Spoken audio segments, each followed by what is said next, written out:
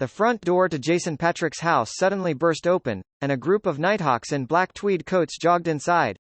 They wore vigilant and alert expressions, as though they were facing an extremely terrifying enemy. Tap, tap, tap.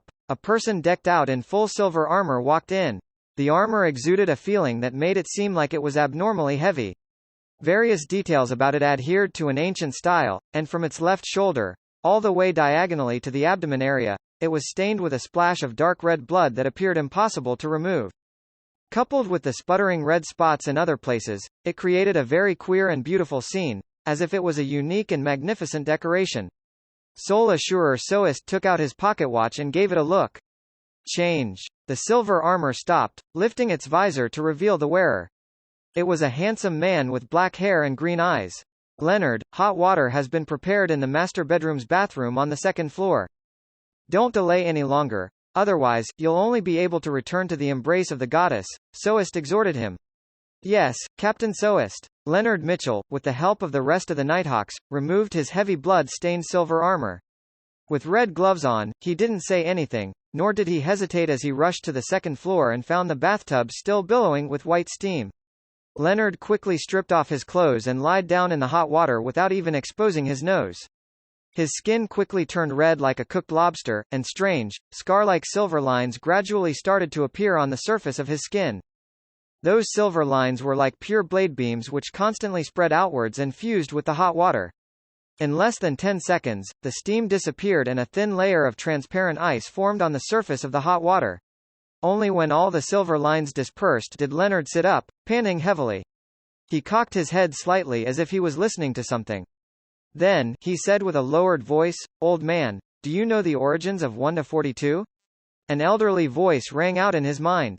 You are getting more and more impolite. I don't know where that strange armor comes from.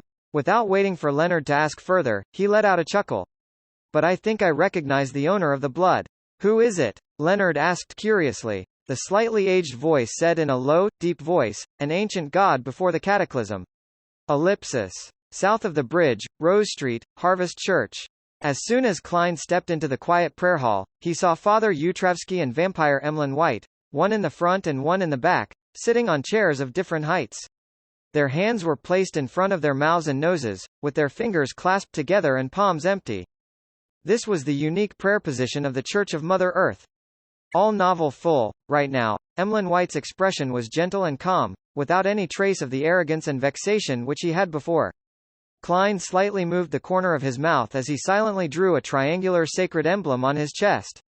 He took a seat at random, waited until the prayer was over, and then walked over to Emlyn White. He said with a smile, "You are especially pious today." What? Emlyn snapped to his senses as he muttered to himself while his expression was pale. What have I done? What have I done? His voice trailed off, as though recalling what he had just done. Maybe it's not a bad thing. Klein consoled the vampire in an utterly unconvincing manner before sitting down next to him. I don't want to hear others say something like that. Although I feel my resistance is weakening. Emlyn wore a livid expression and he said with a tone filled with despondence, but I don't want to betray the moon. Klein didn't continue with the topic that depressed the vampire as he casually asked, do you sanguines worship the primordial moon, or a particular deity that represents the moon? Or perhaps, the two of them can be considered the same?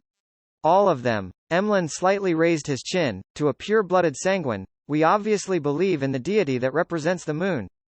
Of course, it is the god who represents the moon. Her name is Lilith, and she is the ancestor of us sanguine, an ancient deity. And when humans become sanguine, they tend to worship the primordial moon. Under normal circumstances, the two can be considered equivalent, but there are times when they do not overlap and there are differences. A human becoming a sanguine? Klein wasn't surprised that Emlyn White was able to say the name of an ancient god from the second epoch. Instead, he was more concerned about the tidbit about humans becoming sanguine. Is this the vampire sequence that Mr. Azek had mentioned? He thought. Emlyn said with a slightly complicated expression, yes, there are two types. One is transformed from a bestowment from a powerful sanguine, and the other is transformed from consuming a corresponding potion. The latter is our most hated enemy. Why? Klein vaguely guessed at the answer. Emlyn gritted his teeth and replied, the main ingredient of their potion is our blood essence. As expected, Klein turned his head and sized up Emlyn a few times. The gaze left Emlyn feeling a little nervous as he snorted. You're already a Beyonder. There's no way you can switch pathways. It's only because this is my first time seeing a walking, no, a living, no, talking Beyonder ingredient. However, in a certain sense, every human Beyonder is also such an ingredient. Klein originally only wanted to inwardly make a casual joke, but soon he felt a strong sense of sadness. At this moment, Emlyn looked at the Bishop Yutravsky, who was carefully polishing the sacred emblem of life, and said in a low voice, I found 2 ingredients that you wanted. What are they? Klein didn't attempt to hide his joy. Emlyn responded smoothly, thousand-faced hunter's mutated pituitary gland and blood. The asking price is £2,000 for the former and £300 for 100 milliliters of the latter. 2,300. Klein blurted out, can I get a discount? After receiving his bail money back, he had a total of £2,185 in cash. For a member of the middle class, this was already quite an abundant amount of savings. Perhaps some people might not be able to save that much money in their entire lifetime, but Klein found that it wasn't enough. No, if it weren't for me, he would have wanted £2,800, and according to the agreement, you would have paid me an extra £150 for a total of £2,450, Emlyn said while shaking his head. Looking at Klein's expression, he quickly added, in this era, dragons are rare. Other than the long-lived sanguine, it is very difficult to find similar Beyonder ingredients elsewhere. Even if they exist, they would be more expensive than ours. I'm still short of £265. Having saved up so much money with such great difficulty, it will be emptied out at once. Yet, I still don't have enough. I hope Mr. Hanged Man will be able to sell the werewolf Beyonder characteristic as soon as possible.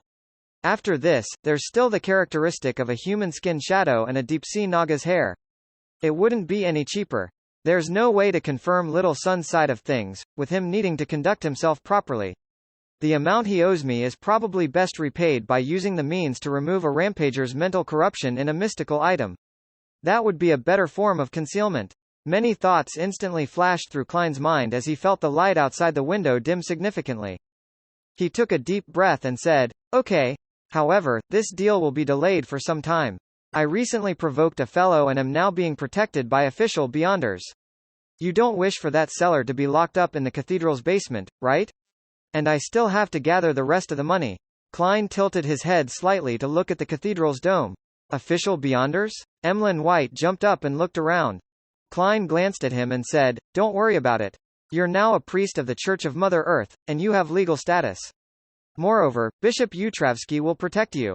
I'm not. Emlyn's denial was exceptionally weak. He sat down again and suddenly thought of something as he said, can the official Beyonders resolve the problem of a psychological cue? Maybe. Klein almost burst out laughing. But in that case, you will most likely become a believer of the Evernight Goddess, the god of steam and machinery, or the Lord of Storms. Of course, you can also choose to become a member of the military special department. They might be able to send you overseas as a spy to seduce some noble woman. I only like puppets and pure, beautiful girls. Emlyn immediately emphasized. I can tell that you're a little interested, but only a little. Klein switched gears and asked, do you know any members of the Buria family? Buria? That crazy family that worships devils? No, they are devils themselves. Emlyn blurted out. Why are you looking for them? Klein helplessly said, I've offended one of them, Jason Patrick Buria, due to a serial murder case. Help me find out his recent whereabouts and acquaintances in your circle. If you have any accurate information, I will pay you, depending on the importance of the information. Of course, this could also be claimed from the Nighthawks, the machinery hivemind, and the military. Klein thought with relief. Emlyn nodded thoughtfully. You actually dared to provoke a real devil. When you have exact information about him, he will know that you will bring him a great deal of harm. It's all right, I have the protection of the authorities, Klein replied indifferently. After a few seconds of silence, Emlyn said, well, I'll try. The payment for information needs to be at least £20. After finalizing this matter, Klein didn't stay any longer, and he walked out of the cathedral. His mind was filled with the question of how he was going to gather the money. Miss Magician's new book is about to be published. She should receive a sizable amount of money for it. There will still be royalties later on. Perhaps I can promote the astrologer potion formula to her. However, she hasn't even gathered all the potion ingredients of Trickmaster. Miss Justice has joined the psychology alchemists, and I have no formulas to sell her. Sell her knowledge? The werewolf Beyonder characteristic is worth about £1,300, perhaps even lower. Must I produce a mystical item? Or should I think of a way to get Emlyn White to become a believer of the Fool, receiving tributes at the cost of offering to remove the psychological cue? Right, Jason Buria carried a lot of cash, jewelry, and precious metals. If he can be found, perhaps I might get a share. As his thoughts raced, Klein walked out of the cathedral and saw the dark sky and the thin fog. He sighed and said, "I'm really short on money." Ellipsis. Back at Minsk Street, Klein walked into the bathroom with a thick stack of newspapers in his hand, as if he was about to fight a protracted war. He wanted to head above the gray fog and use Jason's handkerchief to divine his whereabouts. Inside the bathroom in 15 Minsk Street, Klein took out a paper figurine from a concealed pocket, shook it, and transformed it into a body double. He made the body double sit on the toilet with a newspaper in hand as a way to deceive others. Then, he hid himself in the shadows, took 4 steps counterclockwise, and went above the gray fog. These series of actions were even more magical than magic. Inside the majestic ancient palace, Klein sat at the very end of the long bronze table, conjuring Jason Buria's handkerchief in front of him. It was only a projection, but it could also be used for divination as long as the handkerchief didn't leave his body in the real world. The earliest instance was back when he used the projection of the mutated sun sacred emblem in Tingen City as a divination object. At that time, he still didn't know how to summon himself, and he was unable to bring items with spirituality above the gray fog. Of course, there was still a big difference between using a projection and using the actual object for divination. Therefore, Klein often tried his best to use the actual object. But right now, with him being protected by official Beyonders, it wasn't that convenient to carry out a ritual. If anyone were to find him lighting candles in the day while on the toilet, he would be in deep trouble. If I can really manage to obtain Jason Buria's location via divination, I can always take the risk by summoning myself and bringing the handkerchief up here if the revelation isn't clear enough. With a mumble, Klein produced a goatskin and a fountain pen. He wrote the divination sentence, Jason Buria's current location. Normally speaking, relying on a handkerchief that the target used only during a certain ritual made it impossible to divine the whereabouts of the target since the connection wasn't strong enough, and there was too much interference. For example, it was very easy to end up provoking the Abyss Grand Duke which the ritual was directed at. But for Klein, interferences could be eliminated. The so-called Abyss Grand Duke was at most a high-sequence devil, and not the incarnation of the dark side of the universe. Above the fog, the mysterious space had already handled deities like the eternal blazing sun and the true creator. Even a slightly weaker one was at the level of an angel, Mr. Door, and up to this point in time, he hadn't suffered any serious mishaps. As for the problem of the connection not being strong enough, Klein, who could only be enhanced to a certain degree by the gray fog, was helpless as well. He could only give it a try and try his luck. Perhaps it would only be after he became a high-sequence Beyonder saint in this domain that he could have the corresponding confidence. All novel full, in theory, it's possible. After all, when holding a ritual, one's body, heart, and mind were unified the most. It was also the easiest to communicate with the outside world. Klein, who was now barely considered an expert in mysticism, muttered. He held the handkerchief and the goatskin with the divination statement written on it, and he leaned back into his chair. He quickly entered a state of cogitation and constantly chanted, Jason Buria's current location. After chanting it 7 times, Klein fell into a deep sleep and entered the dream world. Within the gray world, countless images flashed and intersected with each other in a rather dispersed manner. Soon, the scene became clear and filled Klein's vision, which made him feel as if he had entered a dream.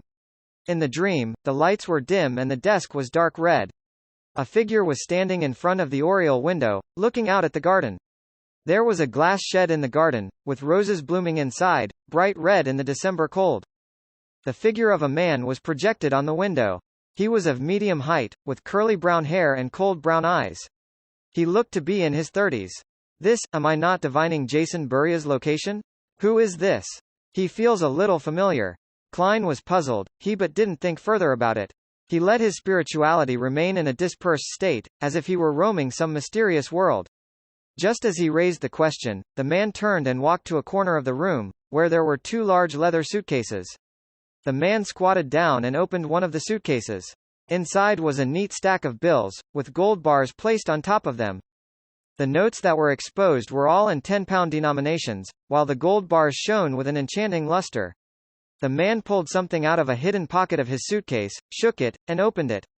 It was a slightly pale piece of human skin. A complete piece of human skin. The man quickly stripped off his clothes and put on the human skin. In just 10 seconds, he had become Jason Buria with tall cheekbones, blue eyes with a tin of gray, and neatly combed hair. At this point, the scene suddenly shattered, and Klein opened his eyes. It's no wonder that Jason was willing to take a risk. So it turns out that in the past 10 years, he has always been wearing a human skin and has never shown his true face. As expected of a calm and crazy devil, Klein couldn't help but sigh. Jason had left his portrait in the house, and it didn't garner any suspicion from Isengard and the others, because his neighbors had seen him and knew what he looked like. Even without the portrait, with the powers of the Beyonders of the official organizations, it would have been easy to reconstruct his likeness, and the result would have been even better than a photograph. Therefore, there was no reason for Jason not to have the drive to destroy something like it. This was something very logical. Who would have thought that he would have left a hoax in somewhere that looked to be most natural? If searches are made according to the portrait, even if the Nighthawks have sealed artifact 1-42, it wouldn't be that easy to lock onto the target. Moreover, in both times, he had used his own abilities to conceal his face. Who would have thought that his face, which had been tightly covered and concealed, was actually fake? Klein realized how cunning Jason was. He rubbed his temples and began to recall the scenes he saw in the dream divination. A house with a glass greenhouse. That's a pretty obvious feature. There aren't many similar buildings in Backland. But the question is, how do I report it? The moment I tell the machinery hivemind, Jason would definitely sense the danger and start to disguise himself and move away. Directly find the Nighthawk with sealed artifact 1-42? What if I encounter someone familiar? I don't want to turn into ashes and be scattered into the Tussock River. Besides, I can't rush to report it. I just started gathering information, so how is it possible to receive any information from my various channels so quickly? That fellow is really carrying a large sum of cash and jewelry, a whole suitcase worth of bills. The total value may exceed £50,000. Thoughts raced through Klein's mind and it took him a moment to calm down. He decided to wait another 2 days, then use the appropriate means to inform the Nighthawks in charge of this matter with the revelation he received. With the divination coming to an end, he returned to the real world, removed his double, and sat on the toilet himself. In the afternoon, Klein threw a coin when he was about to leave. The revelation he received was that it wasn't beneficial for him to head out. There will be danger if I head out? Klein didn't hesitate to return to his living room and sit down. After about 20 minutes, he heard the doorbell ring and saw that it was Isengard Stanton who had come to visit him. Mr. Stanton, any progress? Klein asked rather delightfully. Isengard pointed to the back of the hall. Let's talk inside. All right. Klein made way by stepping aside. After sitting on 2 sofas which faced each other, Isengard held his hunter's hat and took a deep breath. The Desire Apostle has appeared again. Seeing Klein maintaining his silence, he nodded in satisfaction and continued. The families of 2 detectives refused protection, believing that they wouldn't be implicated, so they remained outside. Today, at lunchtime, they were found dead in their respective offices. One was so horrified that he died from fright. The other was too excited that he expanded the last of his energy. They were too stubborn, as expected of believers of the tyrant, but as a result, the mandated punishers have formally involved themselves. It's said that the few churches and the military's high-sequence Beyonders have cast their gaze over, and they've placed the matter of the Desire Apostle as one of the most important events in recent times. Are you hoping that I wouldn't reveal your identity as a believer of the God of knowledge and wisdom? Klein asked, seemingly enlightened. It's easy to talk between detectives. Isengard smiled and nodded. No problem. Klein made the promise first, then said, I have some information channels that are convenient to expose. If I get valuable information from them later, I hope you can help me inform the Nighthawks and keep it confidential. As for why it's the Nighthawks instead of the machinery hivemind, he believed that he didn't need to be too clear about it. With the intelligence of a great detective like Stanton, he could easily figure it out. Isengard first agreed to Klein's request, then said in puzzlement, by telling me, it's the same as letting Jason notice it ahead of time. Let's hope we can think of ways of avoiding that. Also, please help me think about other possibilities. That ring of yours should be able to mimic several Beyonder powers, Klein calmly replied. All right. Isengard didn't say anything further. He pondered for a few seconds and took out his pipe to take a whiff. The Desire Apostle's actions today have verified one of my guesses. Heh heh, it's also the question you thought of previously. His main purpose isn't revenge? Klein understood what Isengard was implying. Isengard leaned forward and solemnly said, since Jason has already been through the cold-blooded stage, it means that he's definitely cold-blooded. It's impossible that he would go this far for that devil. Sherlock, look. Up until now, all of the official Beyonders in Backland have been mobilized, and even the high-sequence Beyonders have shifted their attention to this matter. At this point, if Jason wants to deal with someone else, the true target, wouldn't it be much easier? Klein thought over it for a moment and replied heavily, that makes sense. After a short exchange, Isengard went on to find Caslana. After Klein tossed the coin, he went out as planned, heading for the Quelaag Club. Neither of them had yet revealed their suspicions to the official Beyonders, fearing that it would end up directing harm at Jason, making him detect it and abandon his series of actions. As soon as he entered the Quelaag Club, Klein met the surgeon, Aaron, in the lobby. Long time no see, he smiled and greeted him. I've been really busy recently, Aaron replied in a friendly manner, but he maintained his cold expression out of habit. Besides, my wife recently got pregnant, and I'm going to be a father again. Congratulations. When did this happen? Klein asked casually. Aaron thought for a while and said, it was just confirmed. She should be pregnant for more than a month. More than a month? Klein was startled, and then he looked into his eyes. Report chapter. Yes, a month or so ago. Aaron nudged his gold-rimmed glasses and gave him a positive answer. A month or so ago? Isn't that when you were being troubled by Will Ossepton-related nightmares? Klein was surprised and puzzled, but he didn't let his emotions show. In the blink of an eye, he thought of the two divinations he had made. Will Ossepton was in a dark room with the sound of running water outside. Was that symbolizing amniotic fluid or blood? Klein's heart chilled as he suddenly understood something. When he looked at Dr. Aaron again, he wore a rather complicated look in his eyes. He suspected that his wife was carrying Will Ossepton, a snake of Mercury. In the symbolism of mysticism, the snake of fate's head and tail are connected, with it devouring its own tail. It implies the cycle of destiny in a hidden manner. In order to avoid his enemy, Will Ossepton took the initiative to secretly initiate a new cycle in advance? Klein guessed based on what he knew. Dr. Aaron didn't notice the abnormality he was trying hard to hide. He smiled and said, he'll definitely be a cute guy. When he's born, I'll hold a party to celebrate his arrival. Sherlock, don't refuse my invitation when the time comes. Perhaps it's a she, Klein replied with a smile. Frankly speaking, he was curious to see what kind of state the newly born snake of Mercury was in. However, he was also a little afraid and worried. After all, the Snake of Mercury was a sequence 1 of the monster pathway related to fate, and it also involved the fight for the position of being a deity. No one could be sure whether the future would be smooth sailing, with peace and bliss. For Dr. Aaron, I don't know if it was fortune or misfortune. Whether Will Ossepton is kind is one matter, but whether or not the other Snake of Mercury would discover him is another matter. And Will Ossepton hasn't done anything as of now. Informing the Nighthawks now would seem a little cruel. I've always understood Wild Beyonders. It's best to just quietly watch from the sidelines and not get involved, or perhaps taking advantage of the situation is the best choice. Maybe I made a mistake in my interpretation and am overthinking things? Perhaps Will Ossepton isn't a Snake of Mercury at all. Perhaps the child Mrs. Aaron is carrying is very normal. Many thoughts flashed through Klein's mind. She? That's even better, Aaron said in anticipation. After some thought, Klein asked another question, have you had any nightmares lately? Occasionally, but they were all normal nightmares. There are no longer any nightmares of Will Ossepton anymore. Sherlock, thank you for your guidance, Aaron said earnestly. No, that makes it abnormal. As a keyboard warrior, my limited general knowledge of psychology tells me that occasionally dreaming of Will Ossepton would be the natural thing to do. It's a standard response from overstimulation. Since Will had caused you so much trouble and left such a deep impression on you, it would definitely be reflected in your dreams. Therefore, the correct outcome would be to occasionally dream about Will Ossepton, but the dream wouldn't be too clear, to the point of only knowing that something like that had happened without remembering the details. Klein was pretty sure. At that moment, he heard a rustling sound.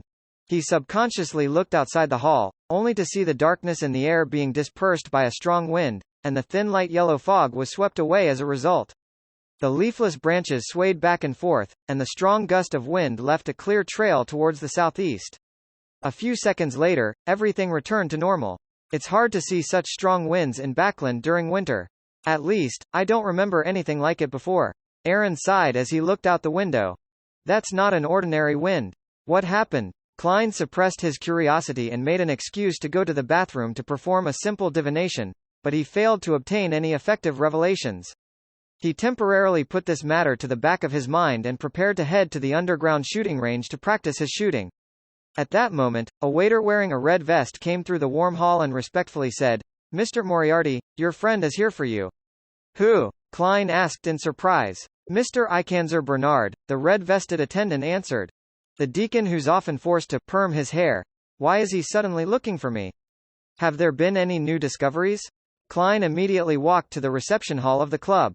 Ikanzer pressed down the hat which had been pushed up by his fluffy hair, walked over, and said with a lowered voice, "The mandated punishers have found Jason Patrick Buria." "How was he found?" Klein asked, half surprised, half curious. According to his divination, Jason Buria had always been wearing human skin.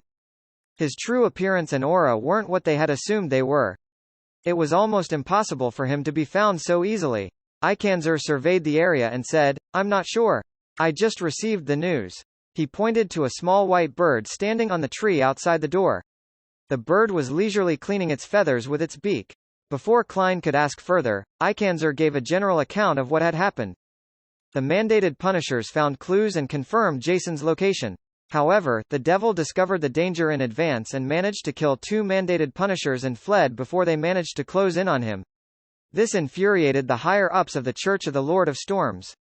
As such, Spellsinger of God, Ace Snake, is currently personally in pursuit. You likely saw a gust of wind just now. It was caused by him. He's the Archbishop of the Church of the Lord of Storms' Backland Diocese, and he's also one of the cardinals of the Church of the Lord of Storms. It sounds normal, but it also feels weird. According to my theory with Mr. Isengard, this can be also understood as a way for Jason, the Desire Apostle, to draw away high-sequence Beyonders. Klein asked after some deliberation, "Are you sure that the person discovered is Jason Buria?" Ikanzer's expression instantly turned heavy as he replied with an odd tone. "I'll give it a try," he replied in a strange tone. He motioned to Klein to follow him out and into a large carriage parked at the side of the street. There were 2 members of the machinery hivemind inside. Ikanzer took a deep breath and took out the strange patterned silver mirror from a special pocket in his clothes. After doing the necessary steps, he gloomily said, "Honorable Erodes, my question is, where is Jason Patrick Buria's current location?" The surrounding light suddenly warped, as if they were lights after a rain. A scene rapidly surfaced on the silver mirror. It was a riverboat with a sail raised. Jason Buria, with his high cheekbones, blue eyes with a gray tint, and neatly combed hair, pressed down his cap, propped up the collar of his coat, and hurried into the cabin. "He's really trying to escape Backland. Spellsinger of God seems to be heading towards the dock area," a female machinery hivemind member said in realization. "That's way too easy for him to be exposed, right?" Klein was filled with doubt. Ikanzer wasn't concerned with any of this. All his attention was placed on the silver mirror surface. This time, there was only the choice of answering. Answering it wrongly or lying meant suffering a terrifying penalty. Soon, words in blood red appeared on the mirror. "If the man you like is covered with lumps, has his skin shed, reducing him only to flesh and blood, or has become a monster, but it is still able to communicate with him, will you still like him?" What a shameful question. Wait, a man? Klein almost turned his head to look at Ikanzer. Ikanzer slowly breathed out and said, "I will, but I will kill him with my own hands." Very honest. A new combination of words appeared on the surface of the silver mirror. Ellipsis. This question and answer game is simply a public hearing. Klein really wanted to cover his face. He looked at the other 2 machinery hivemind members and saw no abnormalities from them, or perhaps, it should be said that they were pretending to not have any abnormal expressions. He hesitantly said, "I keep feeling that all of this has been too easy. Perhaps that's not the real Jason Buria?" But Jason Buria was directed at him. Ikanzer was planning to put away the silver mirror. Klein thought for a few seconds and said after organizing his words, "No, what I truly mean is that we have to abandon any ingrained judgments. What we are looking for is that Desire Apostle, not Jason Buria. The 2 might not necessarily be the same. This is a point that I have to mention as a detective." Ellipsis. On King's Avenue, a luxurious carriage left the kingdom's parliament. The carpeted carriage was furnished with a bed, a sofa, a table, and other furniture, like a mobile room. Duke Pallas Negan, who was dressed in a dark blue admiral's uniform, was drinking a polished crystal glass of red wine that resembled crimson blood. As he sampled the wine, he said thoughtfully, "Invite Earl Hall to be my guest tomorrow. I would like to discuss with him about increasing the remuneration of the factory workers and improving their working hours, as well as amending the poor law. These are bills he has been pushing hard for recently. He should be very interested." Hey, why would the Church of the Evernight Goddess suddenly be concerned over such matters? When sending the invitation, you can first inform Earl Hall about the topics I wish to discuss. The property restrictions for the elections are necessary and cannot be lowered. Otherwise, those who are in control of a large number of workers will take up more seats. Also, suppress the recent attack on the invalid voting districts. The secretary at the side quickly scribbled down Duke Negan's orders. After he was done, Duke Negan sighed and said, "The reason I'm doing this is also for the sake of the nobles. However, there are more and more useless fellows among us, and there's even quite a number of them who owe money to the tycoons." At that moment, the carriage didn't turn towards Empress Borough but went straight ahead. As the greatest property-owning noble apart from the king, Duke Negan had many mistresses, but in the relatively conservative Lowen Kingdom, this was something which would leave him vulnerable to his political enemies. Therefore, even as a noble duke, he still had to sneak around when he went to his mistress's place, but this seemed to only give him more pleasure. Today, he was planning to go to his most beloved mistress of the past 2 to 3 years, a young girl who had just turned 20. Duke Negan took out a bottle of medicine made of mummy powder and drank it. He couldn't help but touch the accessory hanging from his neck. It was a dark blue thumb-sized conch. It was a mystical item that the Church of the Lord of Storms had specially provided after his last assassination attempt by Kilongos.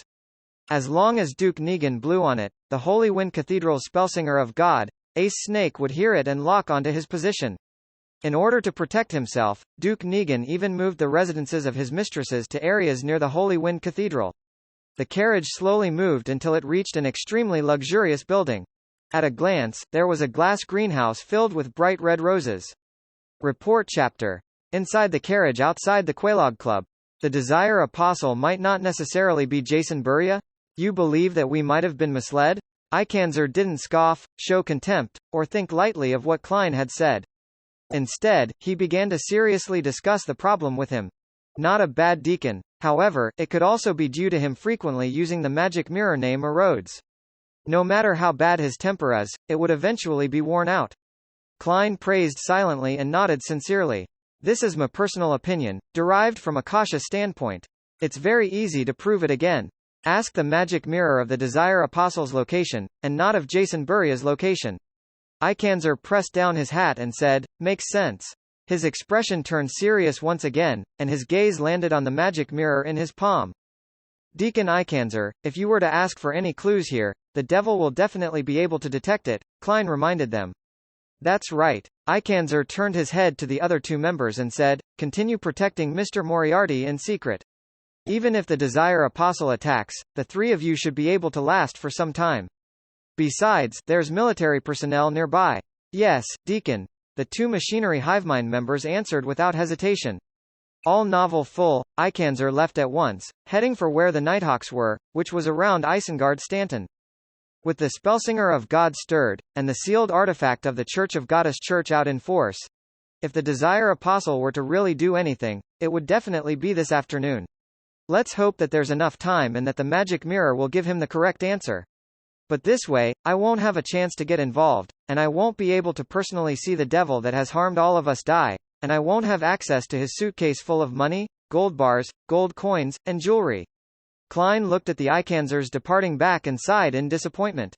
However, his mood soon recovered. That's good too. At the very least I won't have to take any risks and be able to safely get out of this predicament.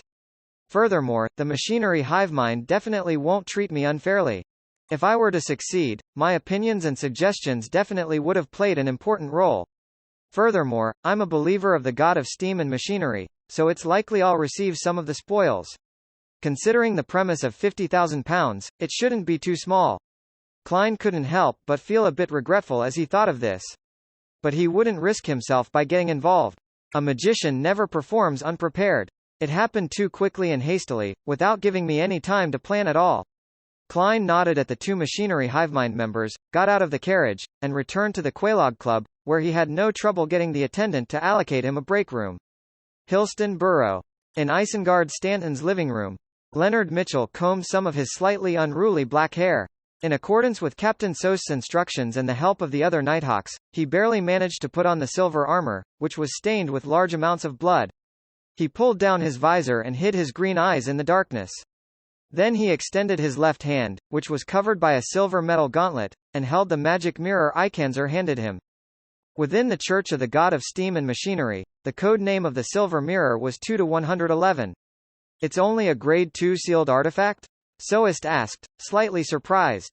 Ikanzer nodded. Yes, it's not that dangerous. As he said that, he suddenly sounded like he was gritting his teeth. That is to say that its other aspects have reached the standards of a Grade 1 sealed artifact?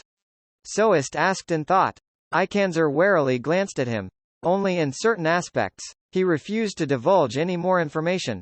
At this moment, Leonard used his right hand to gently stroke the surface of the silver mirror. The living room suddenly became quiet. After repeating it 3 times, he said in a deep voice, Honorable Erodes, my question is, where is the current location of the Desire Apostle who assaulted Isengard Stanton? The entire house turned dark as though a dark cloud had passed by. The surface of the silver mirror glowed with an aqueous light, and a blurry image quickly formed.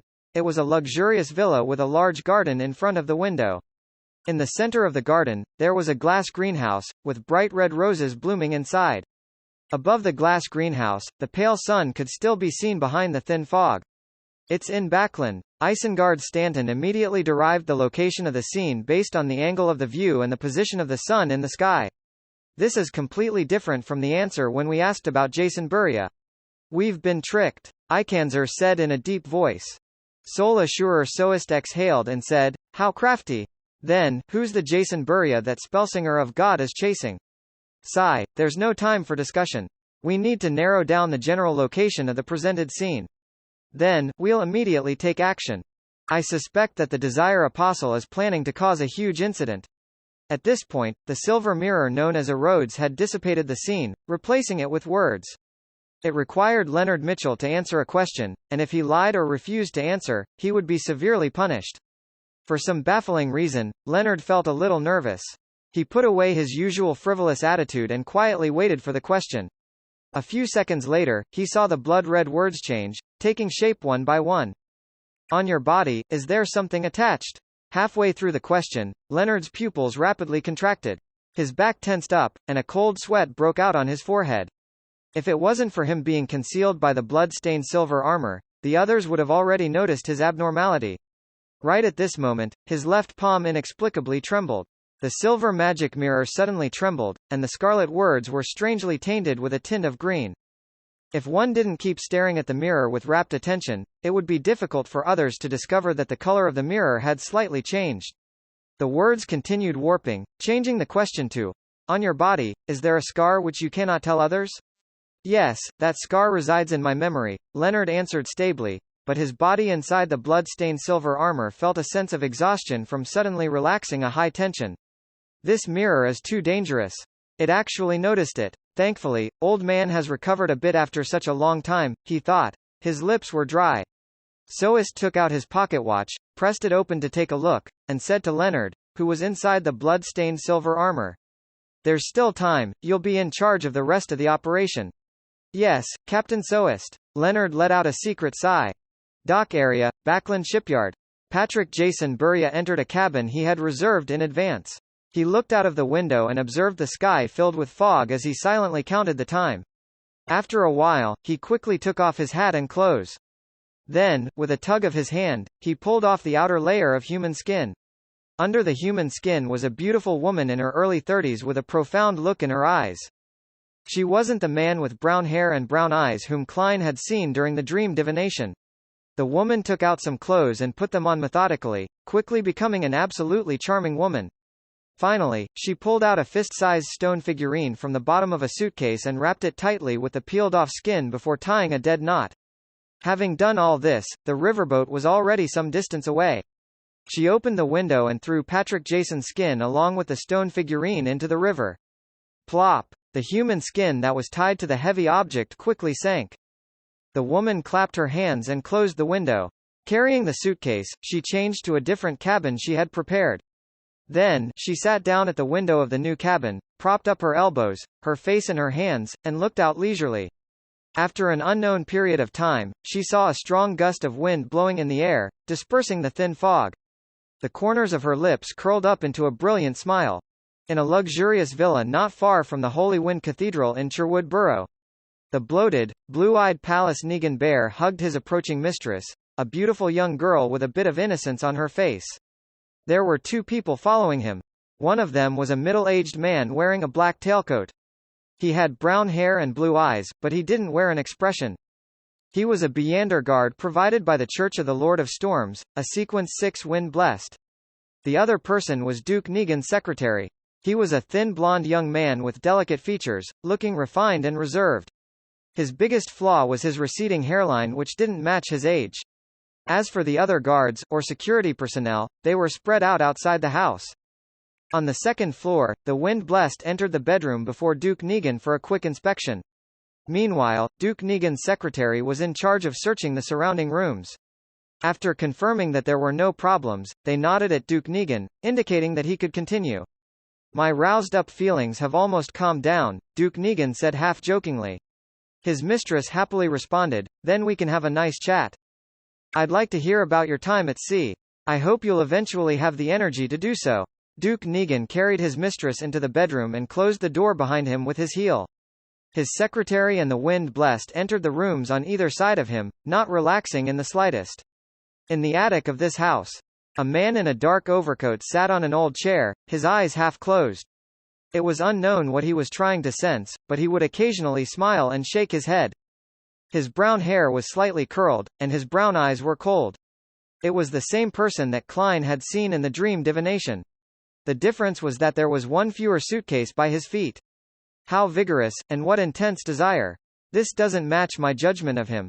It looks like he took some medicine. That just works so well for me. Heh heh, how could they possibly imagine that Patrick Jason Buria is actually two people? The man tilted his face up slightly as if he was intoxicated. It's almost time. Right now. His right hand suddenly clenched, as if he was tightly clutching someone's heart. Beyond the window, the glass greenhouse reflected the pale light of the sun, and the bright roses stood out even in the thin fog. In the bedroom, Duke Negan seemed to have recovered the feeling of following his father and elders around the vast lands when he was young, riding a horse, using a hound, and chasing a wild beast.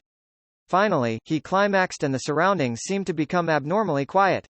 At this moment, his mind suddenly buzzed once. He felt as if the pleasure and comfort he was feeling had suddenly exploded one after another. It continued exploding without end or limit, again and again. Duke Negan's waist kept shaking, and his eyes were blank, his brain having lost its train of thought. His heart began to beat violently in an unbearable manner, like a steam boiler whose pressure had gone beyond its limits. It could blow up at any time, and hot steam could gush out at any moment.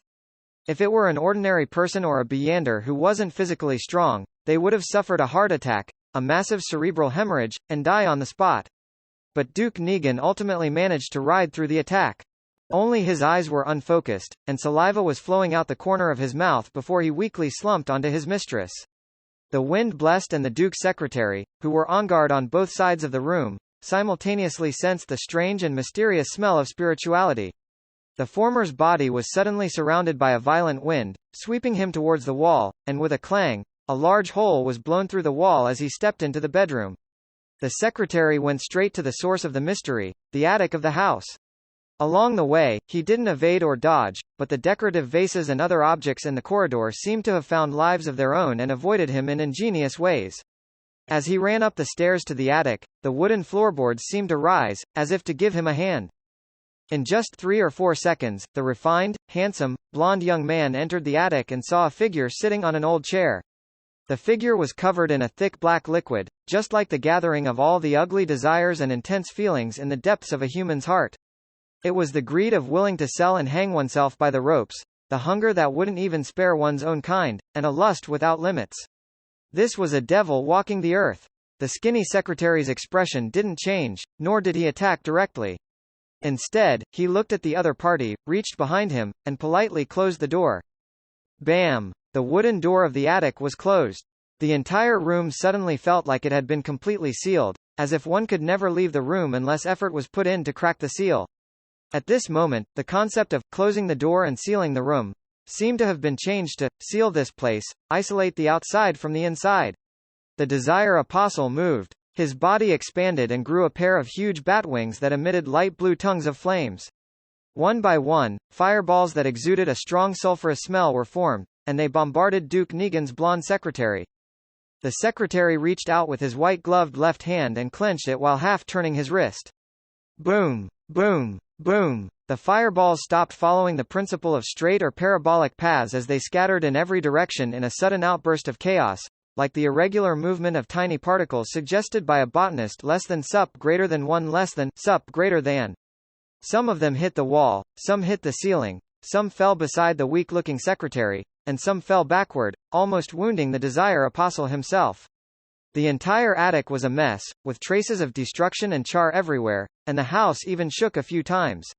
However, the mysterious power that was sealed in here, or the rules that had been tampered with, had yet been destroyed.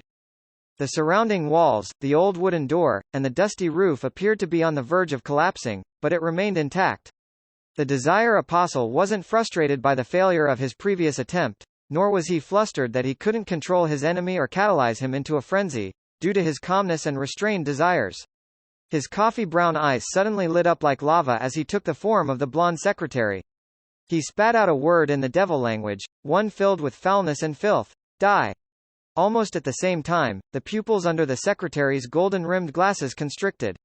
He opened his left fist and aimed at the Desire Apostle with the palm of his hand.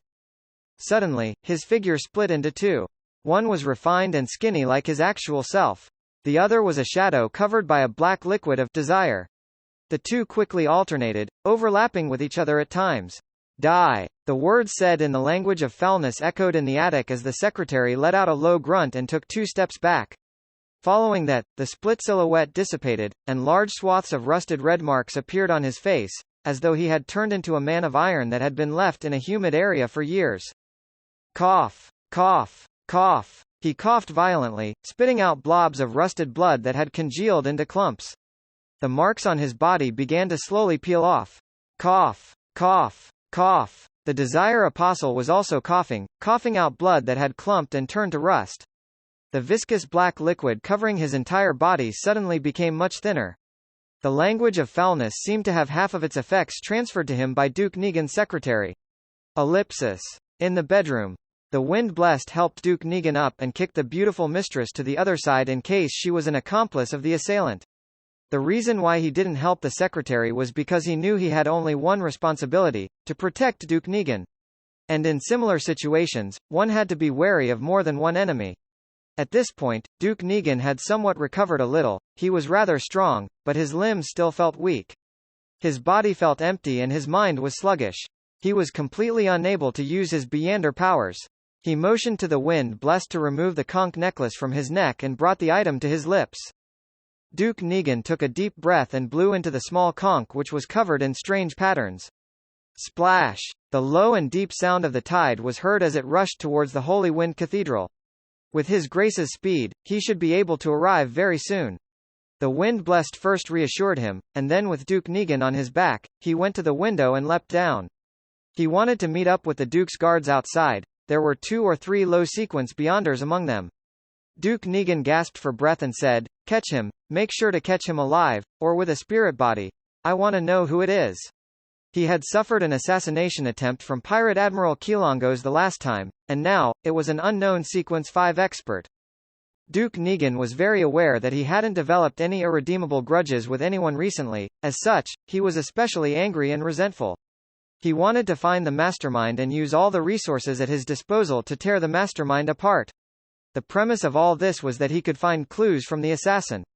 7 or 8 seconds later, most of the Duke's guards surged forward, surrounding Palace Negan and the wind blessed in the middle as they gathered in front of the garden. "Wait here and be on guard against the enemy," the wind blessed gave the order.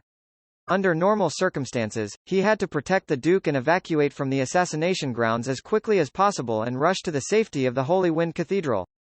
However, he wasn't sure if there were any other enemies, and he was afraid of being ambushed en route. He was afraid of missing the reinforcements from Spellsinger of God, Ace Snake, and ending up being placed in a more perilous situation. 1 second, 2 seconds, 3 seconds.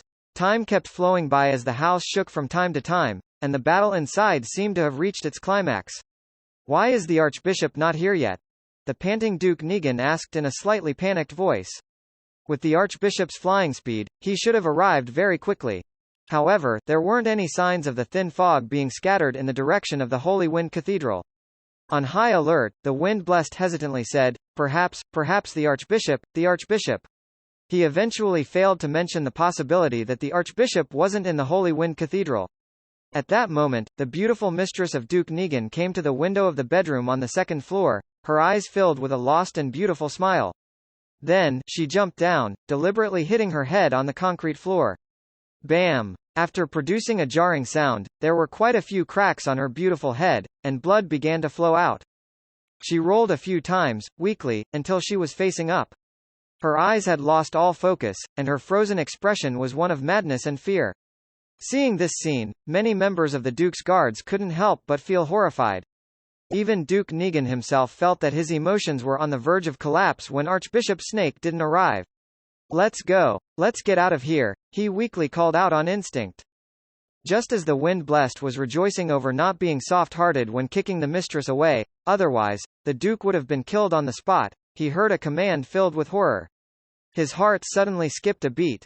Inside the attic, the Desire Apostle, who was in the middle of a fierce battle, suddenly liquefied and turned into countless black shadows, jumping up and down on the ground. After dodging the blonde secretary's attack, he rematerialized in another direction. Then, he looked at the enemy, raised his right arm, and slightly curled the corners of his mouth. No! The blonde secretary's eyes reddened. All of a sudden, the Desire Apostle clenched his fist. Outside the luxurious house, Duke Negan's horror erupted. It shot straight to his brain and into his veins, blanketing all his nerves. He heard the sound of something shattering and felt a warm sensation at the back of his head. At the same time, several members of the Duke's guards became flustered and panicked. They all raised their custom revolvers or rifles in their hands and started shooting randomly towards the center. Bang! Bang! Bang! The Wind-Blessed was the first to reach out and grab Duke Negan. He rolled to the ground, and a formless wind as sharp as knives appeared out of thin air, slicing through the throats of the guards. Splat! Splat! The guards clutched at their throats, slowly falling to the ground in a pool of fresh blood. Duke Negan's body twitched a few times, but then it stopped moving. He was robbed of his life by his own horror. If he hadn't been a Sequence 6 Beyonder, then his horror might have even dismembered him. Of course, if he hadn't become extremely weak, then he wouldn't have possessed such intense emotions. And even if he had these emotions, then he wouldn't have directly died as a result of this. But there were no ifs in this world. Pallas Negan, the leader of the Conservative Party, the noble with the largest land apart from the king, the elder brother of the current prime minister, a Sequence 6 Beyonder, and a truly important figure, was dead. The roses in the nearby glass greenhouse were still in full bloom. In the attic, the blonde secretary seemed to sense something and could no longer control his emotions. As a result, his mind went blank, and he anxiously ran outside, automatically opening the door to the sealed room. 2 seconds later, he snapped to his senses and turned around again. However, the figure that was covered by the black liquid and the suitcase in the corner had disappeared. Ellipsis. The Desire Apostle quickly left the villa, evacuating from the scene based on a predetermined route. It was at this moment that a thick sea of blood seemed to appear before his eyes. The Desire Apostle, who had once worn Patrick Jason's skin, stopped in his tracks and looked around in bewilderment. Only now did he vaguely realize that danger was approaching. He was at the edge of a garden where the grass had withered due to winter and was revealing dark brown soil. On the right side of the street, there weren't many pedestrians on the weekday afternoon. At this moment, there were only a few people passing by, but they didn't notice anything out of the ordinary. Suddenly, a silver glint appeared in the eyes of the Desire Apostle, and a person decked out in full body armor emerged from the other side of the garden. All novel full. The armor was stained with congealed blood, diagonally from its left shoulder all the way down. It exuded a bewitching beauty and appeared to be extremely heavy. Every step it took slightly shook the ground. Upon seeing this blood-stained silver armor, the Desire Apostle felt as if he couldn't breathe properly, as if he had met his most terrifying nemesis. How are they here so quickly? They saw through my ruse so quickly? The Desire Apostle regained his calm and cold-bloodedness, fully focused on sensing the emotions and desires of the Beyonder inside the blood-stained silver armor. However, to his despair, the silver armor completely blocked his Beyonder powers. It was as if he had touched a rock, a piece of cold armor which had no one in it. The Desire Apostle had no choice but to raise his right hand, spreading out his giant batwings and bringing with it some blue flames that rapidly condensed. At that moment, a silver light flashed from his right palm, and his thumb fell to the ground. The wound was extremely clean. Amidst swooshing sounds and a flash of silver light, the remaining 9 fingers of the Desire Apostle were severed. The suitcase he was carrying also fell to the ground with a thud. The Desire Apostle's pupils immediately contracted to a needlepoint, and he flapped the pair of huge bat wings on his back to escape in another direction. The shadow under his feet shrank back without anyone realizing it, hiding in one spot. The Desire Apostle had only taken 2 steps when countless silver lights burst out from his body like blooming fireworks. The thick black liquid that covered his body splashed to the ground like raindrops. His forearm, arm, shoulders, ribs, neck, and other parts of his body broke off and smoothly slid downwards. Splat! Splat! Splat! The pale, blood-stained intestines of the Desire Apostle splashed to the ground, along with his squirming stomach and his beating heart which had yet to cease. The place where he stood was where the blood was the thickest. The further he went, the more splatted it looked, which when put together, they formed a beautiful flower of death. A Sequence 5 expert, a Desire Apostle who had just completed an impossible assassination, was dismembered without any resistance. This was a Grade 1 sealed artifact. This was the sealed artifact that had caused over 100,000 people to lose their lives, sealed artifact 1-42. Dressed in that terrifying-looking armor, Leonard Mitchell struggled to take 2 steps forward, sized up the dismembered body on the ground, and raised his voice. He's not completely dead yet. He paused for a moment and then added, different devils have different characteristics. This Desire Apostle is a shadow shifter. He's just abandoned his own body, only leaving a shadow behind. While Soul Assurer Soist instructed a number of Nighthawks and members of the machinery hivemind to keep ordinary people at bay, he surveyed the scene and listened to Leonard. He took out his pocket watch and opened it. He asked with a serious expression, "There's only 10 minutes left, is it enough?" "Don't force it. No problem. 1-42 has locked onto him. I can sense its excitement," Leonard said without hesitation. Soist spread his red-gloved fingers and said to the other Nighthawks, "Bring hot water with you and follow Leonard closely. Once there are any problem, switch with him immediately and dig a bathtub on the spot. Also, leave marks. The other team members and I will quickly catch up." Tap, tap, tap. The blood-stained silver armor began running in pursuit. Despite looking heavy, it was incredulously fast. Soist watched as the few red gloves left before turning to look at Ikanzer.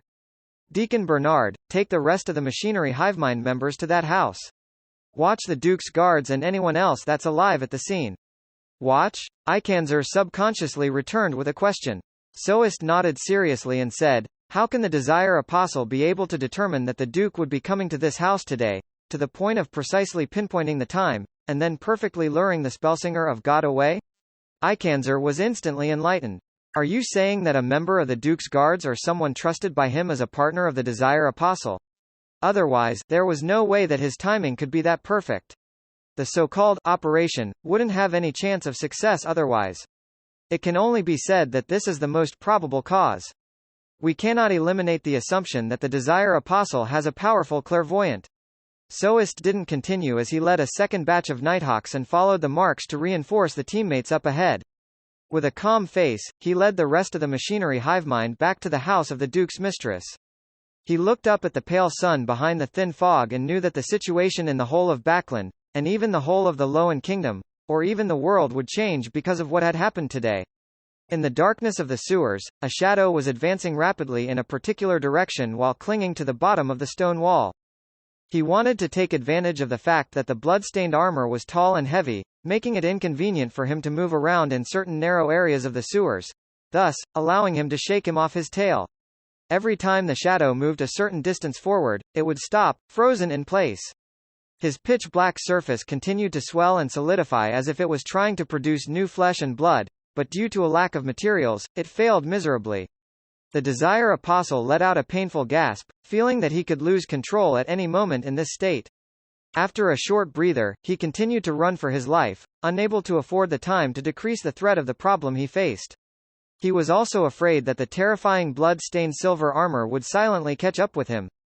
At the Quelaag Club, Klein entered the lounge and took the newspapers to the toilet. He was afraid that the Desire Apostle would flee in advance, leaving potential danger for himself, Isengard Stanton, Caslana, and the innocent private detectives.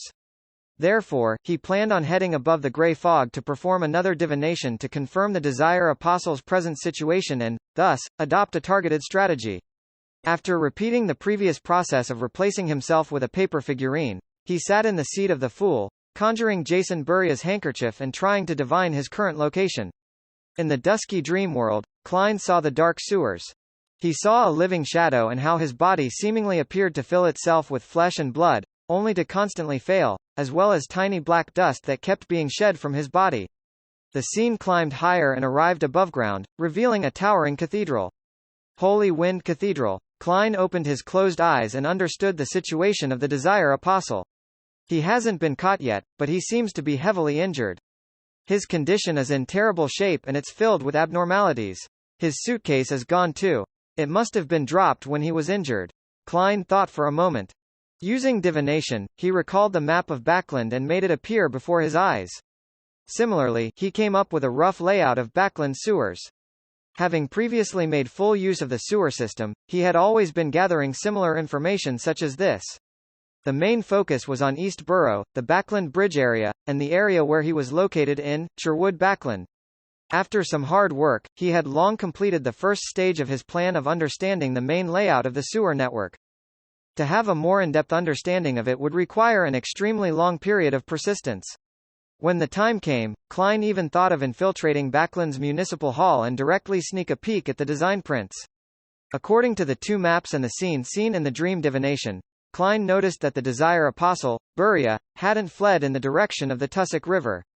Instead, he had taken the opposite route to Hillston Borough, as if he wanted to pass through and enter the artificial lake in Empress Borough. In other words, he's getting closer and closer to me. Klein's mind stirred as he suddenly had an idea. Although I'm not sure which sewer he'll pass through, I can make a judgment via divination. He's heavily injured and in a very strange state. His interference in this aspect has turned extremely weak. At close distances, it's not like I can't find him. After all, I've seen what he really looks like, and I have a grasp of his aura. When it comes to finding people, I'm a professional. I have to do something. I can't let him escape just like that. There's still time. After confirming the degree of danger, Klein made up his mind and returned to the real world. He took out the candle, quickly set up a ritual, summoned himself, and responded to himself. Not long after, there was a figure in black armor, wearing a black crown, and a cloak of the same color in the bathroom. It was Klein in his spirit body state while carrying the Dark Emperor card. He also included mystical items such as the sun brooch and biological poison bottle, so as to ensure success. Then, he disappeared into the air and left the Quelaag Club in another direction. The current Klein could fly, so he was very fast, but he couldn't cause any wind, because he was a spirit body. He scraped past a tree and took away a dead branch. Having seen Jason Buria's actual appearance before, together with his own memory and the handkerchief as a medium, Klein, combined with the layout map and the dowsing rod divination, quickly determined the sewer areas that Jason had passed.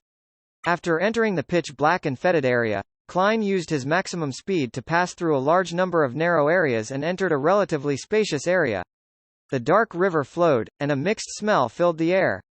He would occasionally change his direction and chase after Jason Buria. Ellipsis. The Desire Apostle nearly lost control again. He stopped and pressed himself against the damp walls and cold pipes, trying hard to rein in his bloodlust and his desire to kill. Pant. Pant. The thin shadow started to move. At this moment, he suddenly turned his head to look at the spot he had just passed. The pitch-black armor and the black crown first entered his eyes, outlining an extremely imposing figure. Behind the figure, the weightless cloak lightly swayed as he moved forward. It's nearby. A body of heavy silver armor stained in blood went through the entrance and climbed down to the sewers. Report chapter. The murky river in the sewers flowed beneath the unlit surroundings. If a normal person walked in here, then he would have to carry a lantern in order to see the necessary details of the situation clearly. However, to Klein, who was in his spirit body state, this wasn't an obstacle. Everything around him had long been reflected in his eyes. Therefore, when the Desire Apostle discovered him, he also discovered the Desire Apostle. He didn't speak, nor did he hesitate. He opened his mouth and let out a soundless screech. This was an attack that directly damaged the soul. The Desire Apostle suddenly stopped moving, as if someone had delivered a heavy blow to him. Large patches of shadow-like black substances fell off his body, as though he was shaking off the snowflakes that had been tainted with the deepest desires. In that instant, the Desire Apostle, who was already severely injured, almost fainted. Without the support of his physical body, he was like a candlelight in the middle of a raging wind, swaying back and forth, on the verge of being extinguished at any moment.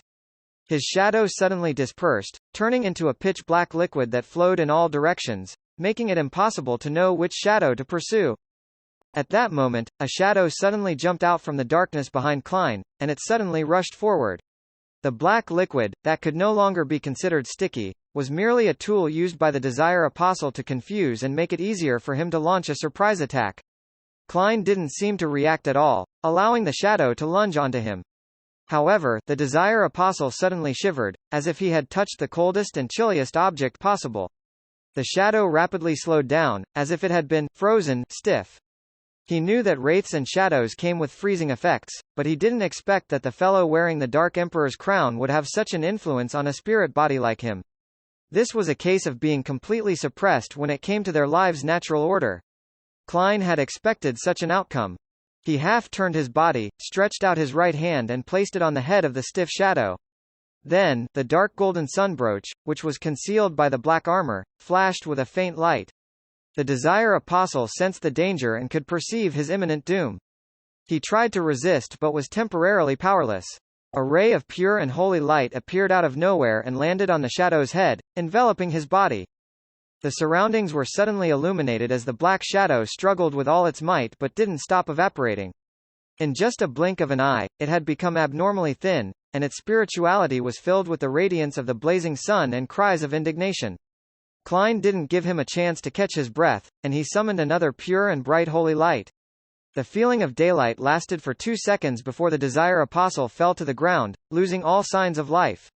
His body remained in his shadow state, thin as though it had no density. This Sequence 5 expert who had just assassinated a duke had died just like that. He didn't even have the time to pass on his last words. At the same time, Klein saw that the deceased spirit was on the verge of dissipating after suffering the blows. The Beyonder characteristic will take a while to appear. Should I mimic Miss Sharon by possessing the shadow and speeding up the process? But I don't know how. Klein began considering what to do next. Suddenly, he felt the ground tremble slightly. Relying on his spiritual intuition, he looked back at the place where he had passed by before. A tall, heavy silver armor was rushing over. Diagonally down from the left shoulder, it was stained with a large amount of solidified blood. Sealed Artifact 1-42. Klein's heart tightened. Without any hesitation, he wrapped the spirit of the Desire Apostle within him and ended the summoning. His original plan was that as long as the official Beyonders arrived, he would return immediately even if he didn't manage to finish off the Desire Apostle, handing over the rest to them. The red glove in the blood-stained silver armor only saw a silhouette wearing a black crown and a similarly colored cloak before it disappeared without a trace. He narrowed his eyes, carefully examining the spot where the man had just been, and found the Desire Apostle who had lost his life. Clearing clues and destroying evidence? He said in a low voice. Tap. Tap. Tap. The red gloves who were behind him arrived one after the other. After returning above the gray fog, Klein wasn't in a hurry to channel the spirit. Instead, he directly left the mysterious space and returned to his body in the real world. He skillfully packed up the ritual items like the candles, and soon, the last traces were removed. After doing all of this, he once again created a double. He took 4 steps counterclockwise and arrived at the ancient palace above the gray fog.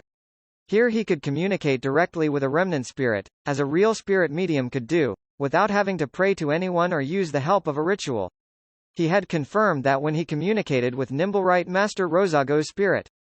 Considering that the spirit of the Desire Apostle had been purified and might dissipate at any moment, Klein prepared himself to ask the relatively more important information. As for the potion formula for the Devil Pathway, he planned to consider it only at the end. In any case, even if he obtained it, he didn't plan on selling it, lest he would nurture a few cold-blooded serial murderers. Looking at the Desire Apostle with brown hair and brown, blank eyes, Klein emanated his spirituality and asked, "What were you plotting?"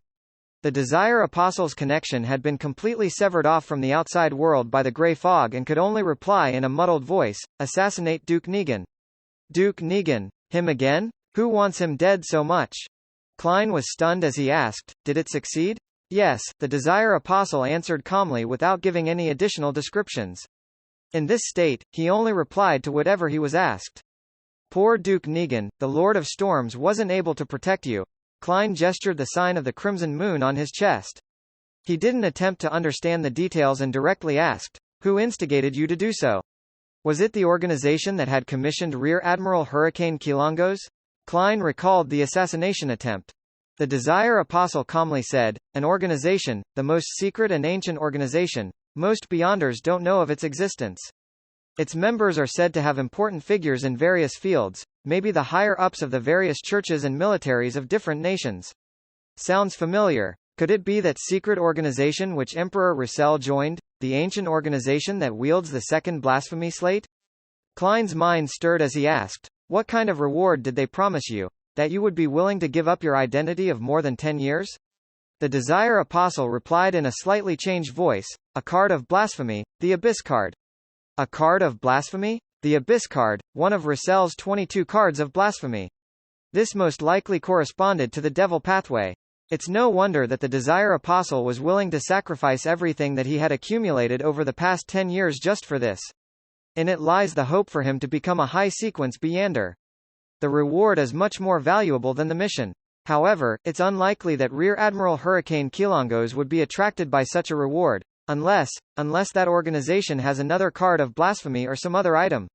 If it's really the mysterious organization which Russell joined, finding a few cards of blasphemy is quite normal.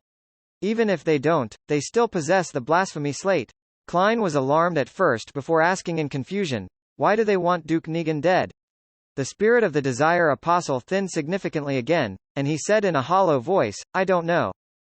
All I did was consider taking the mission or not." "Then, have you heard anything?" Klein pressed. The Desire Apostle remained in the same unperturbed state. "I have heard that their purpose is the resurrection or awakening of the Creator. They interfere with the progress of history, making it fit their needs, in order to achieve their goals at a certain point in time. If the trend of the times aren't as they expect, then they will try their best to reverse it. Other than that, they just quietly watch from the sidelines, apathetic. Perhaps they wouldn't act or entrust something even once every few decades or centuries. A secret organization in the true sense of the word. It's consistent with Russell's description of the powerful faction that secretly manipulates the world. It also seems related to the original creator." Seeing that the spirit body of the Desire Apostle was about to disappear, Klein quickly asked, "What is the name of that organization? How can they be contacted?" The Desire Apostle looked ahead emotionlessly, his figure quickly disintegrating. Before he disappeared completely, he answered the question, "They are called the Twilight Hermit Order." Ellipsis. Inside the house with the glass greenhouse. The thin secretary with the gold-rimmed glasses and white gloves sat with a sullen face and a look of deep grief. "What's your name? What sequence are you? Which Beyonder pathway are you from?" Deacon Ikanzer asked solemnly. The blonde secretary replied slowly in a deep voice, "Lockhart Siakam, Sequence 5, as for which Beyonder pathway I'm from, you can apply for access to my records from MI9. "All right," Ikanzer then asked, "Does the Duke come here at a fixed time every week?" "No, he doesn't like to work according to a schedule, especially after the assassination attempt by Kilongos. Before today, no one knew that he would be here today, and I only heard about it in the morning at Parliament," Lockhart Siakam replied seriously. Ikanzer thought and asked, "If there's a spy amongst you, who do you think he is, and who do you suspect?" Lockhart thought about it for a few seconds, then he shook his head. Following that, Ikanzer asked for details of the battle and got a rough idea of the process. He saw that Lockhart was pale and badly hurt, hence, he politely rose to check on the rest of the Duke's guards. After watching the Deacon of the Machinery Hivemind leave, Lockhart took a deep breath and trudged over to Duke Negan's corpse. The great noble was no longer naked like before, but the remnants of terror still remained on his face. After looking deeply at Duke Negan's corpse, Lockhart murmured sadly, "I'm sorry." At this moment, with his back facing everyone, the corners of his mouth slightly curled up. He calmly added inwardly, "This is the choice of the times." Report chapter. West Borough, 9 Hope Street, the Prime Minister's residence. Agwasid Negan stood behind a large table and looked at Earl Hall with a serious expression. "Lord Hall, my secretary should have briefed you on what has happened. You're the first noble that I've thought of at this moment." The important member of the Conservative Party, who was presently Prime Minister of the Cabinet, looked like he had aged considerably.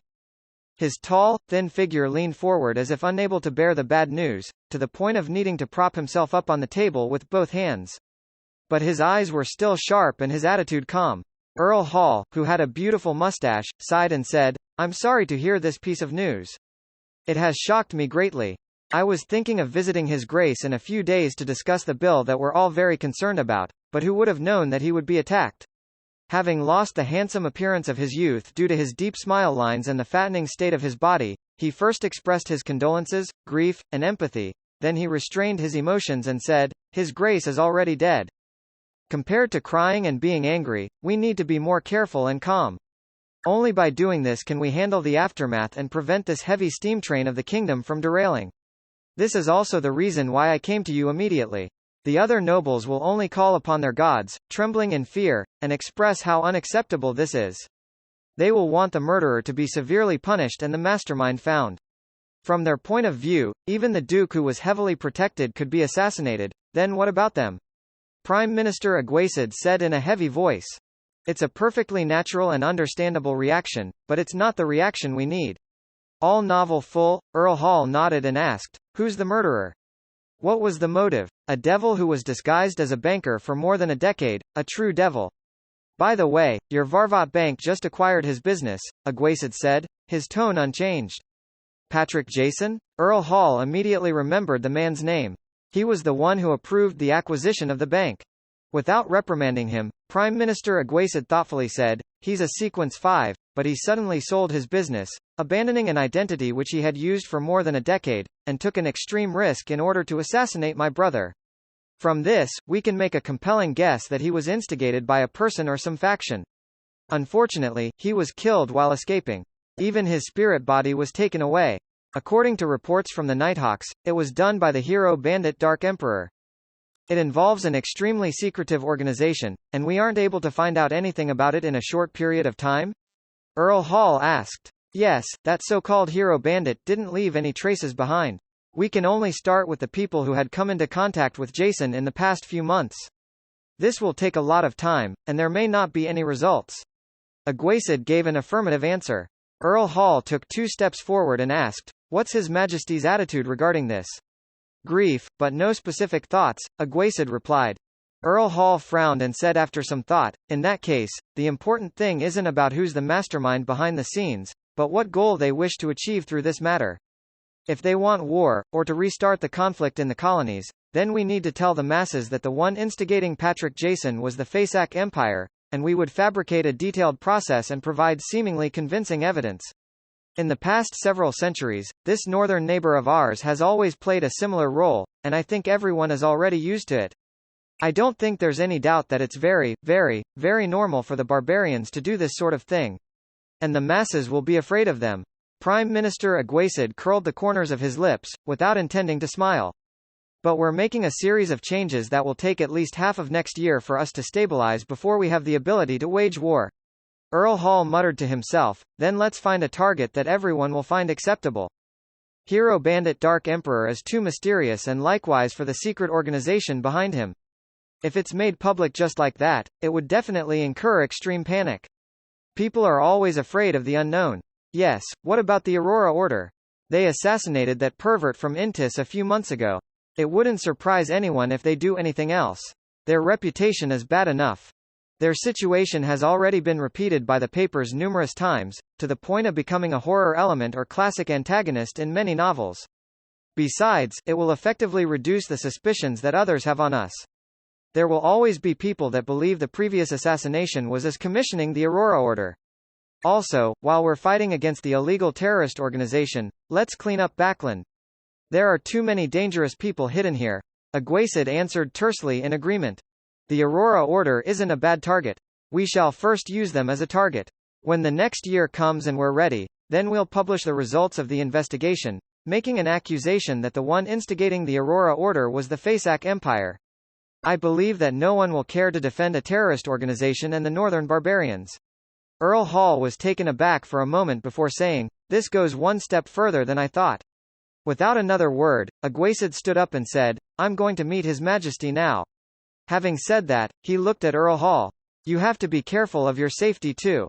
We still haven't figured out the motives of the people who assassinated my brother." Humph, the Church of the Lord of Storms has already agreed to replace the Archbishop of Baklan Diocese. Snake is always late at crucial moments. The believers of the Storm are always irritable, irascible, stubborn, conceited, and easily maneuvered by others.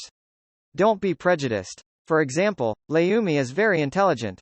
Earl Hall let out a low laugh, and then he tapped his chest 4 times. "Thank you, the goddess will protect me." Ellipsis. The Twilight Hermit Order sounds very imposing. Returning to the real world, Klein stood up and pressed the mechanical button for the toilet. He walked out of the bathroom amidst the sound of running water and thought about the information he had just received from spirit channeling. He suspected that Twilight Hermit Order was the ancient organization with the second blasphemy slate which Emperor Russell had joined. To choose to have someone assassinate Duke Negan for the sake of a so-called historical process sounds a little absurd, but it also seems to make sense. Their goal is to revive or awaken the original creator. This is similar to the City of Silver's belief. Little Sun and company have never believed that the creator is dead. They can only accept that he has abandoned that piece of land and has been trying to get a response from him. Klein paced back and forth, letting his thoughts wander. After an unknown amount of time, he suddenly heard knocking on the door. It wasn't an attendant or maid from the Quelaag Club, but the bespectacled Carlson, one of the Machinery Hivemind members whom Klein had seen before. "How did you get in?" Klein asked deliberately. When Carlson saw that he was indeed in the room, he relaxed a little. Seeing that no one was around, he smiled. "As a Beyander, we often have all sorts of methods." He received news from Deacon Ikanzer, learning of the Desire Apostle's death, and came to confirm my situation. As for my performance, it's rather successful. My illusion of a living person wasn't exposed, and I successfully pulled the wool over everyone's eyes. Klein's heart had stirred and said, "Your expression tells me that there's good news?" "Yes, Patrick Jason Buria has been killed. You're safe and no longer need to be protected by us," Carlson said honestly. Such feedback made Klein feel the potion inside his body to seemingly accelerate its digestion. Surprised and delighted, he asked, "Are you sure?" "Yes." Carlson gave an affirmative answer. "That's great," Klein said happily. Carlson looked at him and complimented him wholeheartedly. "Your detective instincts and logical thinking have given us a great deal of help. The deacon wrote that after this matter is over, a reward will be given to you in secret. Probably about £1,000. £1,000. Not bad, very generous. However, even if the bills in Jason's suitcase were of £5 or £1 denominations, and even if his jewelry isn't too expensive, it should still add up to about £50,000, right? Ma'am Mary of the National Atmospheric Pollution Council is probably worth that much if one counts her shares in the Coin Company." Yes, Jason's accomplice in luring Spellsinger of God away had probably taken some of the money. The remaining amount is probably around £20,000 to £30,000, but that's still nothing £1,000 can compare with. What a pity. I can't think of it that way. Maybe Jason's accomplice took all the wealth ahead of time. Klein felt a wave of disappointment and joy. And the reward from the Machinery Hivemind was even more proof of the success of his performance during this period of time. It made him feel like he was only one step away from completely digesting the potion. This is something I should do. After all, the person being threatened is me. Klein smiled. He wasn't worried about retaliation from Jason's accomplice, because revenge was only a ruse. More importantly, he would be a Sequence 6 by then. Carlson nudged his glasses and said thoughtfully, "Sherlock, you're also a believer of God. We hope to establish a good relationship with you. In the future, you can inform us of whatever you encounter and gather. This is them developing me into an informant of the Machinery Hivemind. I have another channel for reimbursement." Klein drew a triangular-shaped sacred emblem on his chest. "No problem." Ellipsis. No longer being protected by the Machinery Hivemind, Klein stayed at the Quelaag Club until dinner, then he slowly took a carriage back to 15 Minsk Street. He opened the letterbox out of habit and saw a new letter with no postage stamp. The letter was from Detective Isengard Stanton, who left it after an afternoon visit, had written, I heard from the machinery hivemind of the suggestion you offered. Your sharpness and caution is truly astounding. If you weren't already a Beyander, then I would even believe that being a reader is the pathway that suits you best. You truly are the best young man at deduction that I've ever met. Klein stood in the living room, reading Isengard's letter by the light of the gas lamp. This time, there was nothing new to the performance. It was done step by step and conformed to the past performances. It didn't even have much of an effect. But there were enough people in the audience, and all of them were by my side, which allowed me to get feedback directly. Klein held onto the letter as he reflected over the matter. He half closed his eyes and felt something inside his body rapidly disintegrating and dissipating. Numerous illusory stars around him seemed to appear, and he could only feel a very weak attraction from the resplendent stars. On the last month of 1349, his magician potion was finally digested. The street lamps at night illuminated the wet ground, which was sent splashing by the occasional horse carriage that passed by. Backland was located in the middle of the kingdom, only dozens of kilometers from the Sonia Sea, and it rained frequently all year round. The highest temperature in July was only 28 degrees Celsius, and the lowest was around 2 degrees Celsius in winter. The weather seldom had a chance of dropping to 0 or lower, but this didn't stop people from feeling the cold here. Even the northerners from Fasak, who were used to living in ice and snow, sometimes couldn't bear the humidity that penetrated through their clothing and flesh. Klein stood behind the oriel window in a room which didn't have its fireplace lit. He looked at the tranquil scene outside and felt relaxed in his body, heart, and soul. As long as he gathered the ingredients and concocted the potion, he could immediately advance to sequence 6, becoming a faceless. The magician potion has been completely digested. The Desire Apostle was personally finished off by me and he failed to escape. The Aurora Order's search of the Fool's Believers is still going in circles. Apart from Mr. Azek being pursued by an unknown faction and the problem of the potion ingredients, I'm temporarily not troubled by anything. Klein leaned his body forward and took in a breath of air. He then looked at the fog that had condensed on the windows. The reason why he had risked his life to intercept the Desire Apostle was because he was afraid that the other party would have other plans and, thus, smoothly escape from the pursuit of the official Beyonders. At that time, he might be remembered for his crucial advice and be avenged afterwards. As a cold-blooded, a devil was unlikely to take the risk of avenging his comrades, but that didn't mean that they wouldn't choose to vent their anger on someone who nearly caused their death. This operation was definitely necessary. Perhaps someone from the Twilight Hermit Order is somewhere receiving him.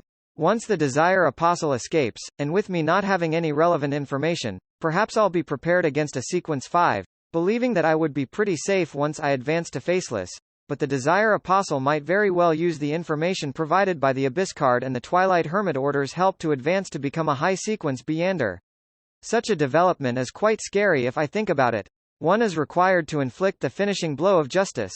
Klein reflected over what had happened this afternoon and summarized his experiences and lessons. After enjoying the night scenery for a while, he returned to the sofa and sat down to think about his future plans. With the reward provided by the machinery hivemind, I'll be able to afford the mutated pituitary gland and blood of a thousand-faced hunter. The deep-sea Naga's hair simply requires me to have money.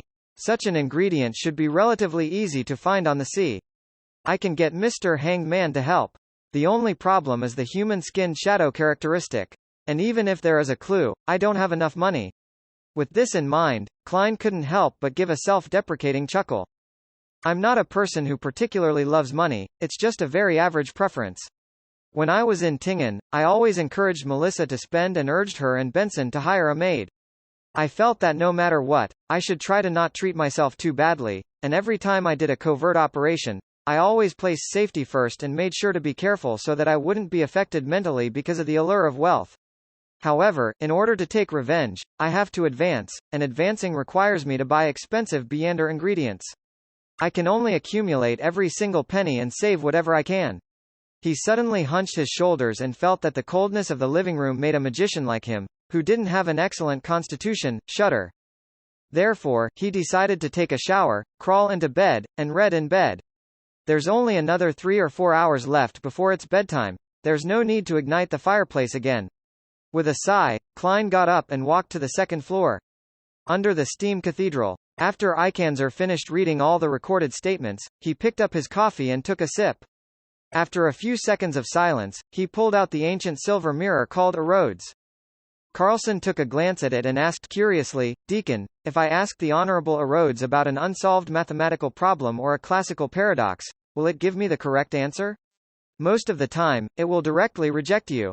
If it thinks that you have ill intentions, it will even give you a lightning strike or make you suffer a curse that you would never want to face, Ikanzer said with a sigh. It's a living sealed artifact with extremely high intelligence, not a rigid, rule-abiding difference machine. When using it, it's best not to think about trying to find loopholes. Carlson looked around at his teammates and kindly suggested, Deacon, let me ask the question for you. I have nothing I need to hide. He straightened his back and assumed an open, honest posture. Ikanzer smiled bitterly and said, There's no need, I already know what I need to know. I'm no longer afraid of similar questions, and occasionally, the Honorable Rhodes will ask very profound questions. With your body's condition, the subsequent penalty won't be easy to bear. With that said, he clenched his fists before spreading his fingers apart and gently stroked the surface of the mirror thrice. In that subtle atmosphere, Ikanzer asked in a deep voice, Honorable Rhodes, my question is, who or what faction instigated the Desire Apostle to assassinate Duke Negan? The silver mirror didn't show any changes for a while. Only after a long time did the surface produce an aqueous light, forming a scene that looked like an oil painting. It was a plain where the sun was about to set. The vast field was covered in a faint golden afterglow. What does that mean? Carlson and the other members of the machinery hivemind looked at each other, unable to understand. Even though one of them was a Beyander who had advanced from Mystery Prior and was no stranger at reading Revelations. Twilight? The symbol of the end of life? A sect that believes in death, or lunatics that believe in the apocalypse? A Mystery Prior said after some deliberation. Carlson nodded in agreement. I think it's the latter. Ikanzer ignored their discussion because Arides's question had already appeared. What color of underwear do you like best? Ikanzer's face suddenly flushed red, and he felt as if smoke was rising from the top of his head. With great difficulty, he spat out a word, red. The room suddenly became unusually quiet, and Carlson and the others pretended to look towards a corner. Ikanzer sat down wearily and scratched his fluffy hair, ready to ask the second question. Carlson couldn't bear it as he said, Deacon, let me try. Try not to reach the punishment phase. Ikanzer finally nodded in agreement. Carlson confidently mimicked the deacon's actions, gently stroking the surface of the silver mirror 3 times while the other members gathered again. Honorable Rhodes, my question is, who are the accomplices of the Desire Apostle? The aqueous light stirred as the scene changed. It first presented a woman's back, one with an outstanding figure. Then, there was a person who was extremely blurry and could barely be identified as a man based on his attire. There is indeed another partner. This should be the person who sold the intelligence on Duke Negan. It's a pity that the other party has already dealt with it. Carlson looked around and said. He felt that he had no secrets and didn't need to care about the questions that followed. This time, the choices that Rhodes offered was a question, a mission, or a penalty. Without any hesitation, Carlson said, question. Words that looked like dripping blood quickly outlined the surface of the silver mirror. Do you relieve yourself daily with your hand? Carlson's lips quivered, and he felt his ears rapidly turn hot. Although this was something he found very normal, giving an answer in front of so many teammates and his superior still gave him the urge to bury his head in the ground. Yes, he answered very quietly. Under St. Samuel Cathedral. Daily, with her blue eyeshadow, tossed a stack of documents in front of Sol Assurer Soist. All the information you want on the tarot card case. It's smaller than I thought, Soist said, slightly surprised. Daly snickered. This is just an index. Upon seeing this, Leonard touched his lower lip with the palm of his red-gloved right hand. Captain Soist, why don't we do a thorough investigation of the people who interacted with Jason Buria and compare it with the 2 previous cases? There might be clues to the organization that is symbolized by tarot cards. Duke Negan is a devout believer of the Lord of Storms, and he represents the interests of the Church of the Lord of Storms in the political scene. The mandated punishers will definitely be frantically searching for the real culprit, so we don't need to get involved. Otherwise, we'll easily be put at odds with them. Let's investigate the cases involving the tarot cards, and who knows, we might find new clues.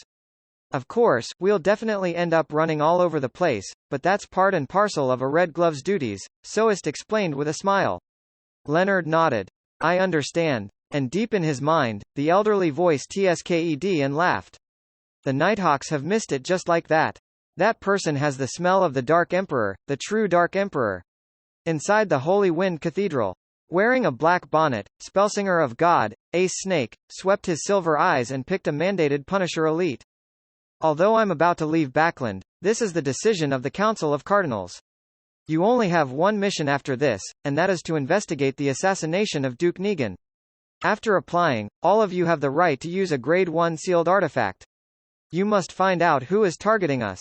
Standing at the very front, a middle-aged man wearing a modified captain's hat immediately led the group. He clenched his fist and lightly tapped his chest. As you command, Your Eminence. He was lean and had no particularly outstanding features, but there was an anchor tattoo on his neck. In Empress Borough, the opulent villa of Earl Hall. Audrey looked at Susie, who had opened the door herself, and said in a low voice, "What's father and the others talking about?"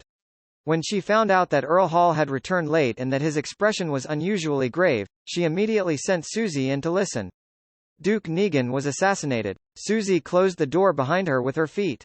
Ah? Audrey froze, suspecting that she had misheard. Although she had already experienced an assassination attempt on Duke Negan, she had never thought that this powerful noble would actually die. It's true. Susie gave an affirmative answer. Audrey instantly felt a little blank, finding it a little surreal. How could such a powerful noble, a person of flesh and blood, capable of speaking and laughing, the Duke who had given her a piece of land, die just like that? Suddenly, she felt the cruelty and coldness of the adult world. Who did it? Audrey asked subconsciously. A Sequence 5 devil, Sequence answered quickly. But he has already been silenced by the so-called hero bandit Dark Emperor. Ah? Audrey was stunned once again. How could it be the hero bandit Dark Emperor? How could it be Mr. Fool's adorer? He helped me resolve the problem of Duke Negan's previous assassination. This is a complete contradiction. Audrey immediately told Susie to eavesdrop again while she locked the door behind her and sat at the edge of her bed, praying to Mr. Fool.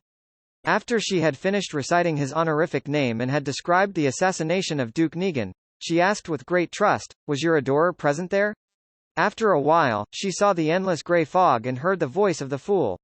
"Yes. He's looking for the organization that directed the Desire Apostle. As expected, it wasn't arranged by Mr. Fool. Was the reason why he had his adorer stop Kilongos last time also because of that organization that's pulling the strings behind the scenes?" Audrey relaxed and asked curiously, "What organization is that?" "For it to gain your attention." A second later, she heard Mr. Fool reply in an unperturbed manner, "Twilight Hermit Order." Twilight Hermit Order? What kind of organization is it? Why haven't I heard of it? When Mr. Hanged Man was filling me in on the general knowledge of the various factions, he didn't even mention anything about this. Audrey was both surprised and confused. As the grey fog faded away, Mr. Fool's aloof figure had vanished. Her eyes darted around as she quickly made a guess. This organization known as the Twilight Hermit Order sounds even more powerful and mysterious than the other underground powers such as the Aurora Order and the Life School of Thought. It's so unknown that even the knowledgeable and experienced Mr. Hanged Man, who's closely related to the Church of the Lord of Storms, doesn't know of its existence. And their plot was directed at a powerful noble of the kingdom, one of the most powerful people in the world. They might be the observers hidden in the deepest depths of the Beyonder world, the true controllers. They influence the situation of the northern and southern continents, so it's no wonder that they would be noticed by Mr. Fool. The last time Mr. Hanged Man successfully got his adorer to help wasn't because the promised reward was sufficiently high, but because Mr. Fool himself was targeting Twilight Hermit Order. This organization is as mysterious as our tarot club. Audrey, for some inexplicable reason, became a little excited, and this diluted the impact Duke Negan's assassination had on her. There definitely aren't a lot of Beyonders who know of the existence of the Twilight Hermit Order. And I'm one of them, and we, the Tarot Club, are targeting them. Audrey stood up and walked to the full-body mirror in front of her. She raised her chin slightly, showing an abnormally beautiful angle. Staring at the girl in the mirror, Audrey slowly calmed down. This was the first time she felt it was imperative that she quickly raised her sequence. Even Duke Negan, a Beyonder under tremendous amounts of protection, can be assassinated, let alone father who's just an ordinary person. Although based on the family vault situation, there are definitely many Beyonders in the family, and the Church of the Goddess will also provide additional protection. However, this doesn't ease my heart. Duke Negan's guards aren't any weaker than what we have. All the best, Audrey, get to Sequence 7 as soon as possible, then Sequence 6, and then hide in the darkness. I'll be my father, mother, and brother's last line of defense. Ellipsis. The capital of the Rorstad archipelago, the city of generosity. The Blue Avenger was once again passing by, moored at the port, giving sailors a chance to indulge and vent.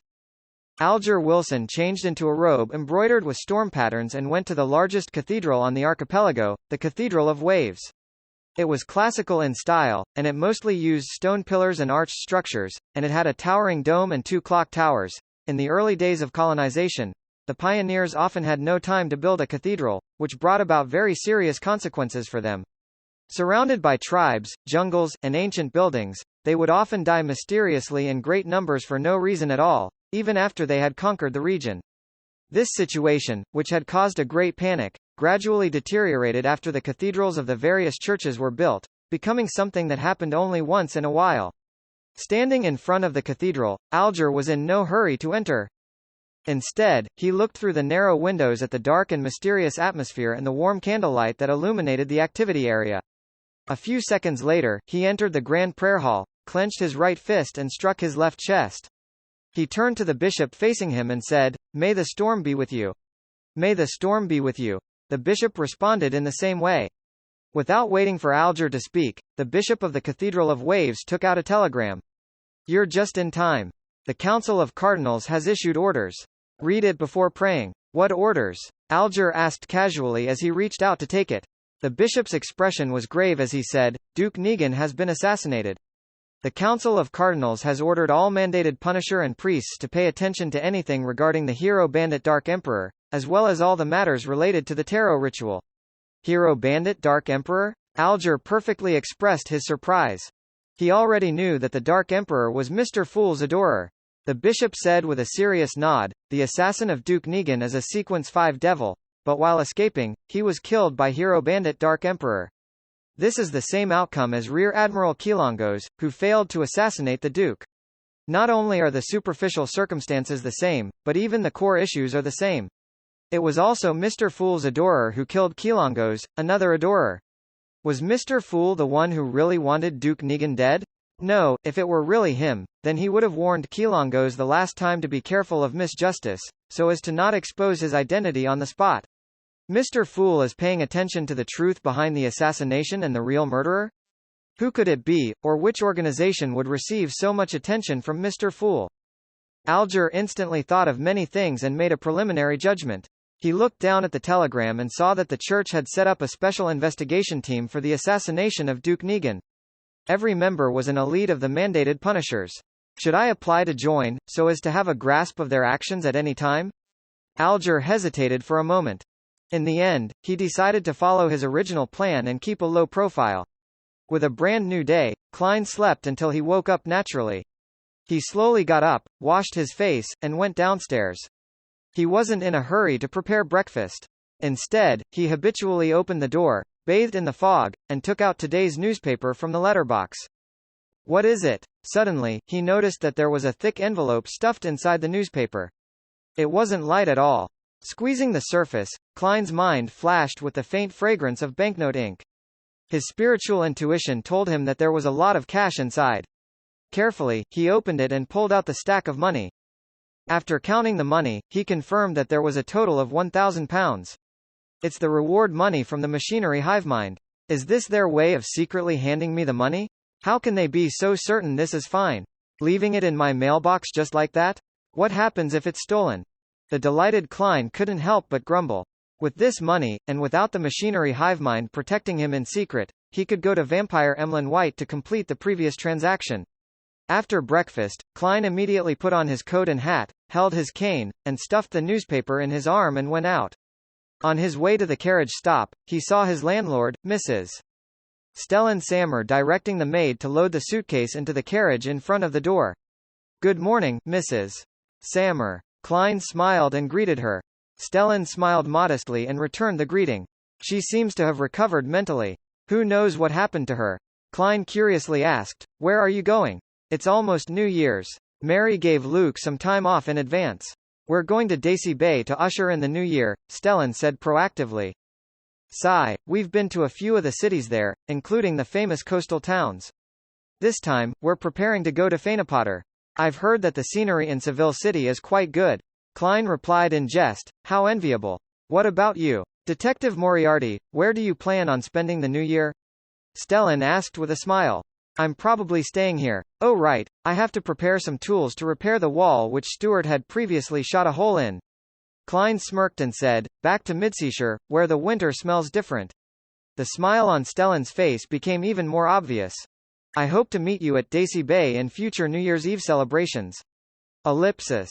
South of the bridge, Rose Street, Harvest Church.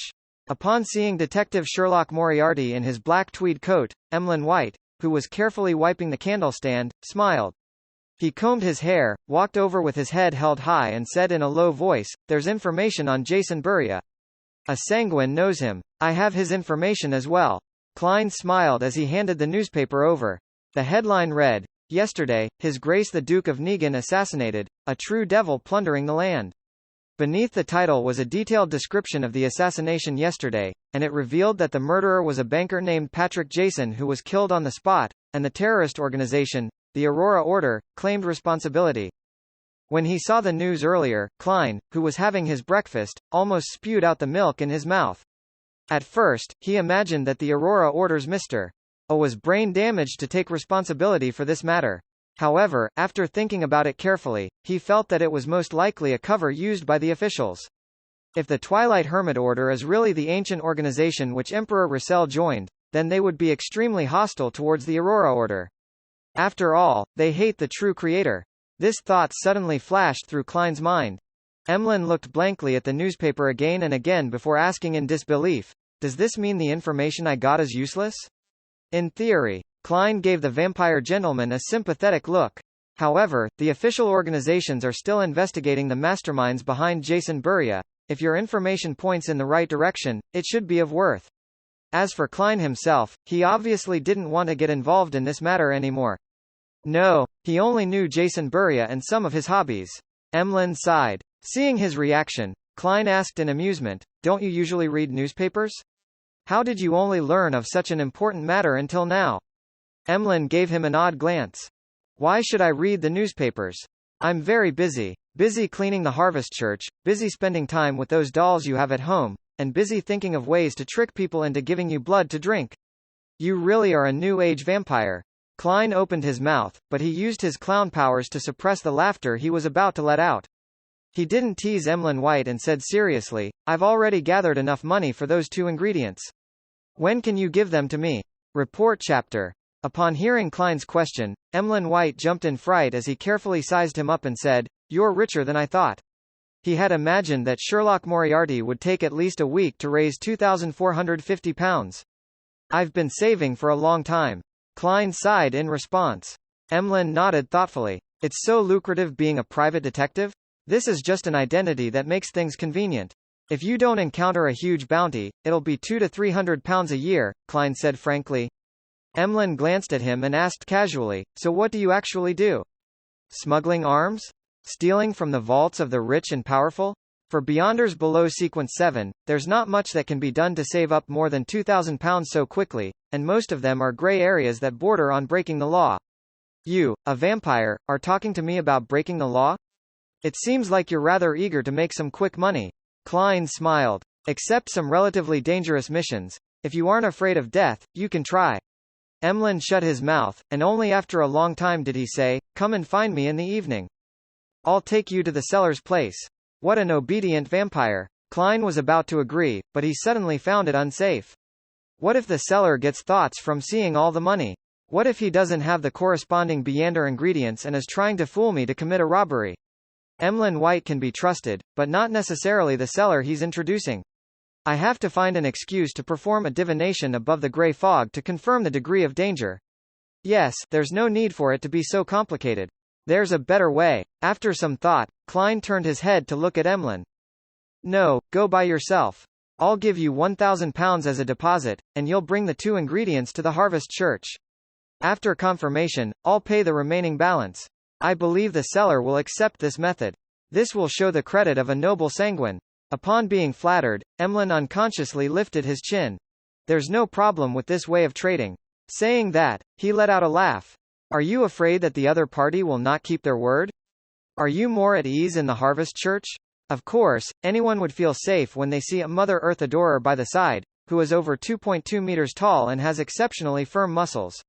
Klein smiled and pointed at Father Yutravsky. People who can deal with him wouldn't mind 2 to 3,000 pounds. Emlyn's face darkened, and he snorted. Aren't you worried that I'll steal the 1,000-pound deposit? Klein casually looked straight ahead. Why should I be worried? You will come back here every day, making it easy to find you, and a living creature like a vampire would sell for more than 1,000 pounds. Emlyn, who had been hit in a sore spot, muttered in exasperation, Sanguine. Do you understand? Sanguine. Also, don't call me a creature. Klein chuckled and didn't say anything as he waited for Emlyn to calm down. We'll do it the way you requested. Finally, Emlyn reached out and rubbed his temples. Klein immediately took out the envelope he had received that morning, and he handed it to him along with a thick stack of cash worth 1,000 pounds. See you here at 8 tonight. After counting the bills and after confirming that there was no mistake, Emlyn warily stole a glance at Father Yutravsky and said in a low voice, Mr. Private Detective, with you being in contact with a lot of intelligence and news, have you heard of an evil god known as the Fool? Evil? Evil? UF. Inwardly, Klein nearly threw out a profanity. He answered with the most normal expression, many people are searching for believers of the Fool recently. Are you planning on joining their ranks to obtain the relevant bounty? Emlyn sighed and said, No, I'm only considering whether I should ask this evil god or the evil soul to help me dispel the psychological cue. As you know, the rumors going around include his specific honorific name, and as long as it's converted into Hermes or Ancient Hermes, it's possible to get a response. What do you know about him? How much harm will he bring to his believers? Will he forcefully change the believers' views? Although it points to me, I still have to say, my dear vampire friend, you are like a drowning man desperately clutching at straws. Feeling mixed emotions, Klein said, the Fool is very mysterious. Up to this day, apart from the news you already know, no one knows of his detailed situation. For example, how vast his clergy is, or what sort of corresponding prayer rituals there are. What puzzles me is that you aren't considering the two of your Sanguine's ancestor, the ancient goddess Lilith? As long as the ritual is correct and the offerings are appropriate, she will help you dispel the psychological cue. Emlyn leaned back slightly and stared straight ahead, saying nothing for several seconds. He seemed to instantly become sullen. After a brief moment of silence, he said in a low voice, before the cataclysm, the ancestor had already rarely responded to prayers. Only certain special circumstances allowed us to get her help. This does not include the removal of a psychological cue. In the legends of the City of Silver, the ancient goddess, Lilith, who represented the moon, had already had her authority taken back by the awakened creator, or perhaps she had fallen in some battle among the gods earlier on. Then, who is the one occasionally responding to the Sanguine's pleas? The primordial moon? Klein deliberately pressed, then, there's still the primordial moon to pray to. Many underground beyonders have rituals that borrow his power. This is mainly referring to the Shaman King and the corresponding biological creatures. Klein added inwardly. Emlyn's lips quivered, but he didn't speak as there was an indescribable fear on his face. After a long time, he solemnly said, I suspect that the primordial moon was impersonated by some evil god or a high-level devil. People who pray to him mostly experience change, turning cruel, crazy, and even filled with desire. And the remaining ones, with the Sanguine mainly, there is a higher chance of them losing control and becoming true monsters. There was once a powerful Sanguine that tried to pray due to some danger, but she ended up turning into nothing but a hunk of meat that only knows to mate and reproduce. She, together with bulls, rams, stallions, mice, and even plants and rocks, gave birth to one strange descendant after another. Each one of them developed their own monster species. Thankfully, she was quickly eliminated along with her descendants. Ellipsis. The primordial moon, is that dangerous? There was no mention of it in the Book of Secrets. Had Shaman King Klarman's thoughts been corrupted? Fortunately, I only referenced, modified, and prayed to myself. Klein's heart raced in fright as a result of Emlyn White's description. This made him acutely realize that the hidden existences other than the 7 deities were indeed not that trustworthy. Except me. He sighed. At that moment, Emlyn smiled bitterly and said, if the negative effects brought by the Fool isn't that great, praying to him might be something to consider. The only effect is that you will pay a certain amount of money for it. In order to maintain his image, Klein could only pat Emlyn on the shoulder and draw a triangular sacred emblem on his chest. It's very dangerous to pray to a hidden existence that you don't know about. If you're considering that, you might as well choose a faith out of the 7 deities you prefer. They won't affect your daily life and won't make you abandon your dolls. If there's really no other way. Emlyn suddenly found himself calmer than he had expected. Klein didn't linger on. He pushed his way out into the aisle and walked out of the Harvest Church. Looking out at the misty sky, he began to think about what to do next. There was no doubt that his current focus was on saving money and finding the ingredients. Little Son's side needs to stabilize a little more. To prevent him from being suspected again, I'll use the method of ridding a rampager's mental corruption as the promised payment. The Deep-Sea Naga's hair can be entrusted to Mr. Hanged Man. I'll have to rely on myself for the human-skinned shadows characteristic. There hasn't been any relevant information from Emlyn White and Eye of Wisdom, Mr. Stanton, for over a month. I'll have to try different channels. Yes, it's been quite long. It's likely that the high-sequence Beyander of the Rose School of Thought isn't monitoring the Bravehearts bar that closely. I'll go visit it in the evening and see if I can contact Miss Sharon and Marich. Klein quickly had an idea. In order to go to Braveheart's bar, he had to first go to East Borough and change his worker's clothes in the one-bedroom apartment he also rented on Black Palm Street. As he thought of this, he walked towards the carriage stop on the opposite side of the road. West Borough, inside Grim Cemetery. Furs Wall, who was dressed in a black veiled hat, quietly walked beside Dorian Gray, a member of the Abraham family. She had accompanied him to place flowers on Lawrence, Alyssa, and company's graves. While walking silently, her thoughts were completely focused on the Beyander ingredient, the Spirit Eater's stomach pouch.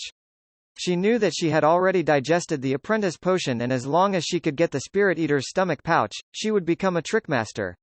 However, she ultimately lacked the clues related to it, and the son, that she had the most expectations at being able to help her, didn't dare to hold a ritual or invite friends to hunt Spirit Eaters because of what had happened before.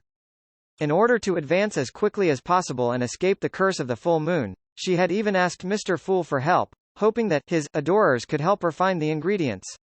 In the process, she revealed that she had published her new book and was about to receive a fixed fee for the book. In order to prove that she had sufficient power to purchase it, she didn't fear that her real identity would be known by Mr. Fool, because she believed that Mr. Fool clearly knew it.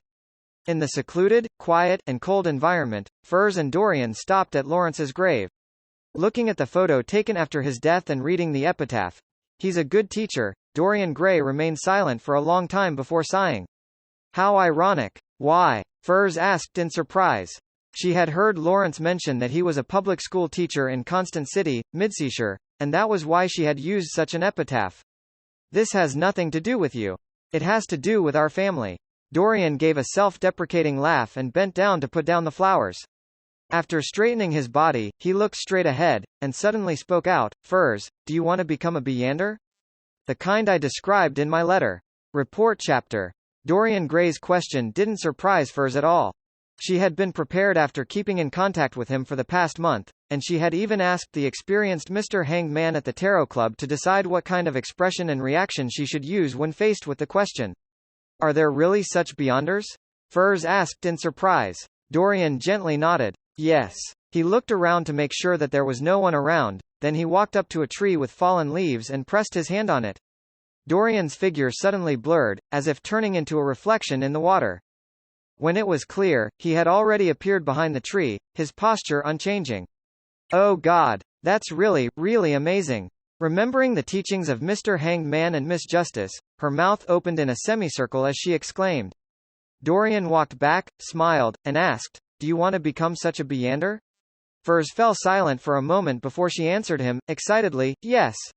Now that she was finally going to be a periphery member of the Abraham family, many things would be much easier for her in the future. Her heart was filled with genuine joy. Dorian laughed before turning his expression grave, asking in all seriousness, "Are you willing to be my student?" Furs nodded. "Yes." Dorian let out a sigh of relief and then made a self-deprecating comment. "I'm not a good teacher, I even taught a... Hey, there's no need to mention the past anymore. In short, don't hold too high of an expectation." After considering it over this period of time, he had decided to learn from his previous experiences and lessons. He didn't tell Furs the situation regarding the Abraham family and only treated their relationship as one of teacher and student. That way, he didn't have to worry about the other party coveting his family's few remaining mystical items. "No, your explanations of mysticism are excellent, really, Mr. Gray." "No, teacher." Furs quickly confirmed the relationship between them.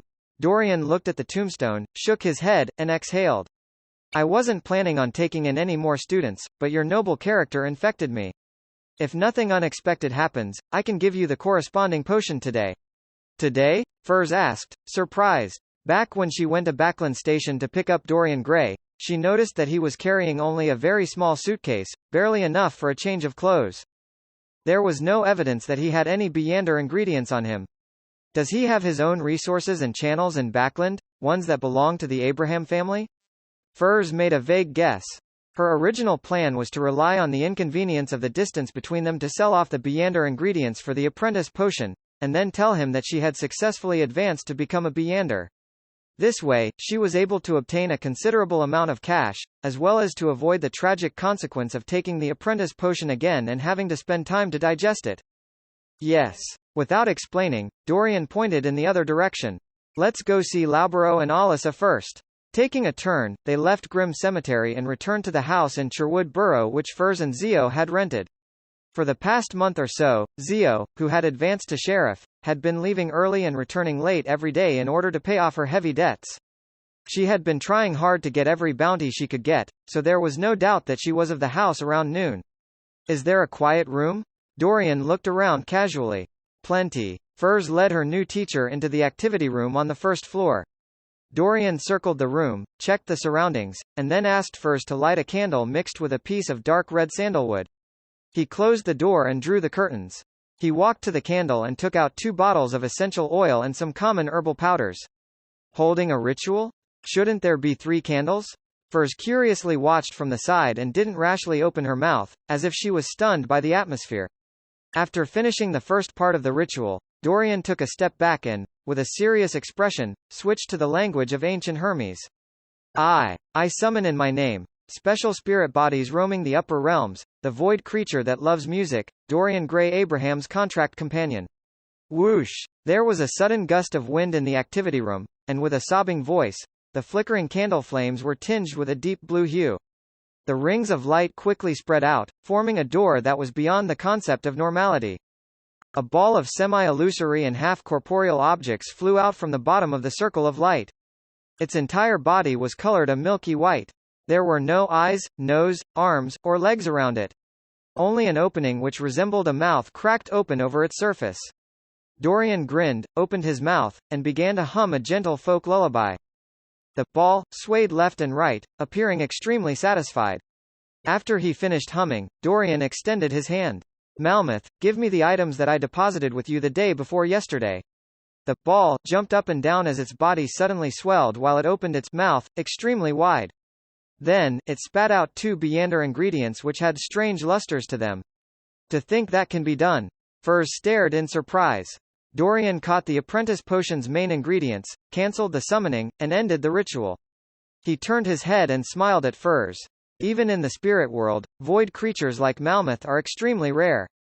Under normal circumstances, summoning rituals will not point to them. An elder of a sufficiently high sequence must enter the spirit world and, after a long period of searching, make a contract with one of them. That way, it will allow subsequent descendants to complete a summoning ritual with their corresponding name. After the void creature arrives, a new contract can be made, making them closely connected to oneself and no longer summonable by others. So that's how it is. That sounds interesting, Furs said from the bottom of her heart. She couldn't help but look forward to the future. If I don't consider the curse of the full moon, or how ordinary Beyonders are being suppressed and constantly facing danger, exploring this wonderful world would be the most delightful thing. I hope that one day I can truly roam the spirit world. Dorian responded with a chuckle. Malmuth's greatest ability is to swallow many items into its belly without causing them any harm. It's the equivalent of a mobile, hidden warehouse that almost no one can find. Of course, it can't store too much as its stomach has limited space. Also, it doesn't like people without talent in music. It would reject signing a contract with such people. At least I can play the lyre. Just as Furs breathed a sigh of relief, Dorian instructed her to get him a black stew pot. Realizing that he was about to concoct the potion right there and then, she maintained her expression, but her heart was frantically praying for an accident.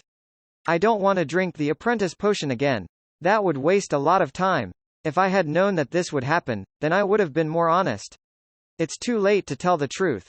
Teacher Gray must have tried a divination attempt, but the outcome suffered interference. Confessing now would mean that there's a powerful person backing me or instigating me. In the midst of her thoughts, she saw Dorian turn around and hand her a bottle of the bubbling potion. Drink it and you'll become a Byander, Dorian said in a flat but very seductive tone. Then he reassured her, don't worry. There won't be any problems with me here. Okay. Furs gritted her teeth, received the apprentice potion, and drank it all in one gulp. At the same time, a thought flashed in her mind. Honesty is the best policy. The carriage stopped outside East Borough, and Klein, walking with a cane and a hat, entered the spacious slum in a relatively decent neighborhood. As he walked forward, he saw two familiar figures emerge from the relatively clean apartment in front of him. They were girls, one 17 or 18 years old, the other 15 or 16 years old, daughters of the laundrymaid, Liv, Freya, and Daisy. The latter had once been kidnapped by Capum and was rescued by the Dark Emperor. Daisy also spotted Klein and smiled brightly. Good afternoon, Detective Moriarty. Klein smiled and nodded before asking in puzzlement, Daisy, don't you have public elementary school to attend? At the behest of reporters like Mike Joseph and the push by the Church of the Evernight Goddess, the Backland government established a charity fund with Capim's estate, specifically to help women and families who had been hurt by Capum. Daisy's family took advantage of the opportunity to move from a shabby apartment in an environment with poor security to the outskirts of East Borough. They moved from one room to two, separating the laundry area from the place where they ate and slept. In addition, Daisy received a bursary for attending a public elementary school, and she was delighted that the charity fund was responsible for her tuition and meals costing 3 pence a week. What puzzled Klein was that the public elementary school only had breaks on Sundays, so Daisy wasn't supposed to be here at this time. The school is very close. I took advantage of the afternoon break to return and help Freya bring the washed and dried laundry to a client. She and mother can't handle the workload, Daisy answered frankly. The immediate effect of her going to school was that the amount of laundry which Liv and Freya could do every day decreased, obviously lowering their family income. If it wasn't for Mike's help applying for a grant from the charity, then they wouldn't be able to maintain their present lives. Therefore, there was no doubt that Freya wouldn't be able to enter a public elementary school, and when Daisy and Klein talked about it, her eyes were filled with unconcealed envy and pain. Despite not even being 18 years old yet, all she could do was silently watch her sister attend school. Klein noticed that detail and deliberately reminded Daisy, you really should know that your mother and Freya are having a hard time. Treat them well. Daisy nodded seriously and said, I've thought about it. When things settle down, I'll teach Freya what I learned during the day at night and on Sundays. I'll be her only tutor. Freya's eyes suddenly blinked, and she couldn't help lowering her head. Good, very good. Klein praised her before bidding them farewell in a good mood, and he turned to another street. He went to Black Palm Street to change out of his worker clothes, and just after he left the apartment where he was renting a room from, he saw an old middle-aged man walk over. He asked with a kind face, Sir, have you heard of the original creator? The original creator? Klein was stunned for a moment, and then he immediately thought of the intelligence that old Kohler had previously given him. Recently, there had been people preaching the faith of the original creator in East Borough, the dock area, and the factory district.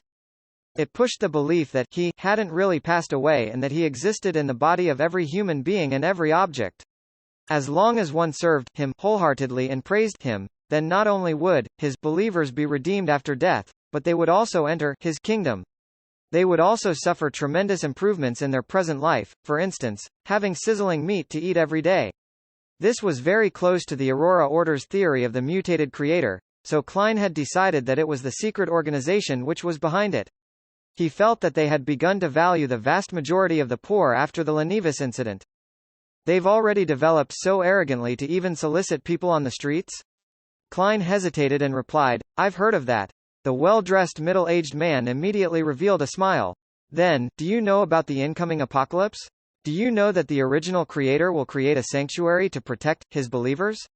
For a moment, Klein thought of going with the flow and be inoculated so as to slowly infiltrate the Aurora Order's periphery organization, so as to gather the appropriate evidence and clues to take revenge on them for seeking the believers of the fool. But after careful consideration, he felt that it was too dangerous. It was something that was tiring and troublesome for him to do alone, without any certainty of success. In the end, he decided to inform the machinery hivemind about the current situation and leave it to the official organizations to handle. After thinking through the problem, Klein's expression immediately darkened.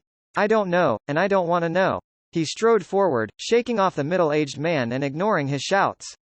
On the way out of East Borough, he watched carefully and found that the workers who had lost their jobs due to the off-season and the efficiency improvements from textile machines were grouped together.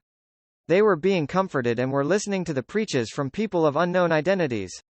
The investigations of East Borough, the dock area, and factory district were completed 2 months ago. Why haven't the three churches and Parliament produced any concrete measures yet? The importance that they've placed on this issue must have increased. It's impossible for them to not notice the current situation. Is this a trap for bigger fish? That's very risky and can easily get out of hand. As Klein lampooned, he pushed the cap on his head as he walked out of East Borough and went straight to the Backland Bridge area. At noon, the Bravehearts bar had just opened, and there were almost no drunkards present. Only the nearby, busy workers would come in and grab a simple lunch. Klein mingled with them and spent 10 pence on wheat bread with pork sausages and a glass of Southwell beer, making himself appear rather rich. After leisurely filling his stomach and finishing his beer, he looked at the bartender. Is Kaspars Kalinin here? He planned on replenishing some of his ordinary ammunition while he was here. The bartender glanced at him. It seems like you haven't been here in a while? Kaspars is dead. It's said that he was a little restless while sleeping at night, wrapping himself in a tight bundle and suffocating himself in the end. Heh, I don't really believe that kind of thing would happen. I've only heard about such things in ghost stories, but that's what those black and white dogs say. Black and white dogs were referring to the police who wore black and white checked uniforms. Suffocating himself to death? That sounds like mysticism. Was it because the Rose School of Thought's high-sequence Beander was unable to find Miss Sharon and Marich, and thus, they chose to kill someone to vent their anger? Where's the bearing of being a high-sequence Beander? In that case, Kaspars wasn't able to contact Miss Sharon. Perhaps they've already left Backland. Kaspars wasn't prepared for the dangers of the Beander world. If it were me, I wouldn't have returned to the Bravehearts bar. I would have taken all the money I saved up and go to another city for a change in environment. However, under normal circumstances, a high-sequence Beander wouldn't specially deal with such ordinary people.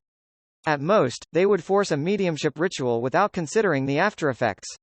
As expected of the self-indulgent Rose School of Thought. To think a high-sequence Beander would actually do such a thing. While feeling surprised, Klein also felt pity for the black market arms dealer. The bartender wiped a cup and continued, if you wish to buy some stuff, there's a new dealer. Who? Klein asked in passing. Old man. He's in billiard room 3, the bartender said without looking up. Klein immediately stood up, slowly walked towards that familiar place, and knocked on the unlocked door. Come in. A voice rang out. This voice sounds a little familiar. Klein pushed open the door and looked inside. Standing by the table was a boy that didn't look too old. He was dressed in an old overcoat, a brown bowler hat, and had bright red eyes. It was Ian, whom Klein had met when he first arrived in Backland. Back then, he was entrusted with the case of Detective Zeriel's disappearance and was ultimately involved in the conflict over the manuscripts of a third-generation difference machine. He had been forced to pay a high price to have Mr. A from the Aurora Order kill the Intis ambassador that was sent to the Lowen Kingdom, Bakerland Jean Maiden. It's you, Detective Moriarty? Ian was startled. He had deliberately stuck 2 whiskers above his mouth to make himself look older. Klein smiled as he entered the billiard room and closed the door in passing. Long time no see. He was initially surprised that Ian had appeared here and had become a black market arms dealer, but then he thought of the details behind the matter and found that it made sense.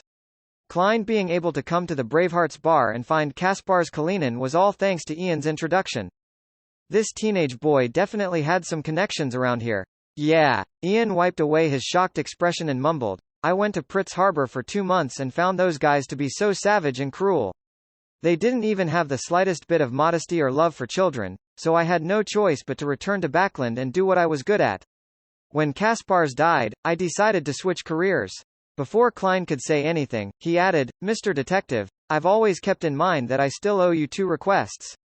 There's no need to explain so much, nor do I care what you've done in the past. Although I've always thought that your escape from MI9 was suspicious, I didn't care too much about it. Klein picked up a cue stick, gestured, and said, other than dealing in black market weapons, you seem to be selling information? Yes, Ian answered very calmly. What do you want to know? It's free. Very straightforward. Feeling guilty about what happened to me previously? Klein pushed the cue stick forward and hit the ball, sending a red ball right into the middle pocket. Without a trace of politeness, he straightened his body and said, "Recently, everyone has been looking for the believers of the Fool. There are many bounties available. What news do you have?" Ian thought for a moment and said, "Nothing. I even suspect whether the Fool has any believers since no one can find any clues." Ellipsis. This is what you call blasting air with a cannon. Klein gave a silent, self-deprecating laugh before turning to ask, "In addition, there's another bounty. People are looking for a lecturer named Isaac Eggers. I wish to know who was the one behind the bounty, so as to determine if I should involve myself in it." Hey, searching for people is very time-consuming. Ian didn't directly answer. He surveyed his surroundings and lowered his voice. MI9. MI9? It's not the Numinous Episcopate. It seems like it really was arranged by Ince Zengwil. He's trying to create conflict between Mr. Isaac and MI9? Perhaps he knows some secret that he shouldn't be aware of? A series of thoughts flashed through Klein's mind. Finally, he smiled and said, "Looks like I don't have to worry about the bounty being false, but I'm afraid that the circumstances as to why Isaac Eggers is being pursued by MI9 is because he knows some secret. That being the case, the day I obtain the bounty might be the last day of my life." Ian spread his hands. "I'm not sure about that. But you can provide only clues." "Good suggestion." Without asking any more questions, Klein spent 5 soldi, replenished some of his ordinary ammunition, and left the Bravehearts bar. He got on the rental carriage and looked out the window at the gloomy weather. Suddenly, he felt a little wistful. Kaspar's Kalinin is dead, which also means that Miss Sharon and Marich will give up this base. With me only being able to contact them unilaterally, it'll be hard to find them. Unless they encounter some difficulties that require my help, or they have reached the stage of dealing with the evil spirit buried in the ruins. Otherwise, I'll likely not be meeting them again. Although they can't be considered friends, we've cooperated with each other twice. I could interact with them as a Beyander without hiding my face. Now, there are 2 fewer people of such people.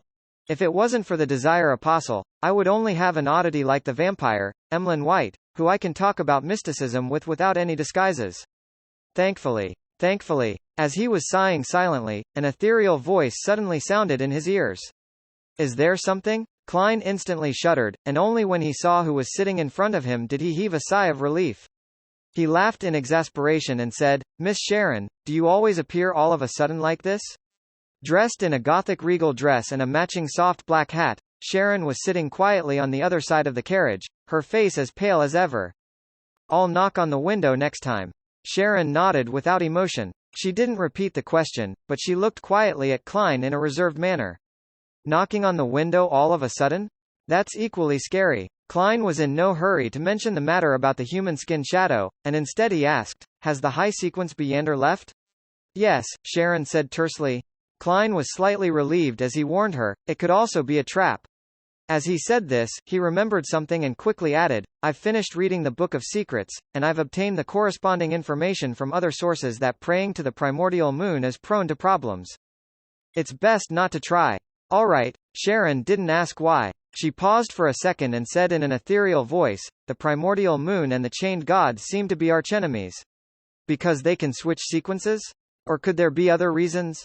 Klein thought as he directed the conversation to what really mattered. "Miss Sharon, do you know of any places with the characteristic of a human skin shadow?"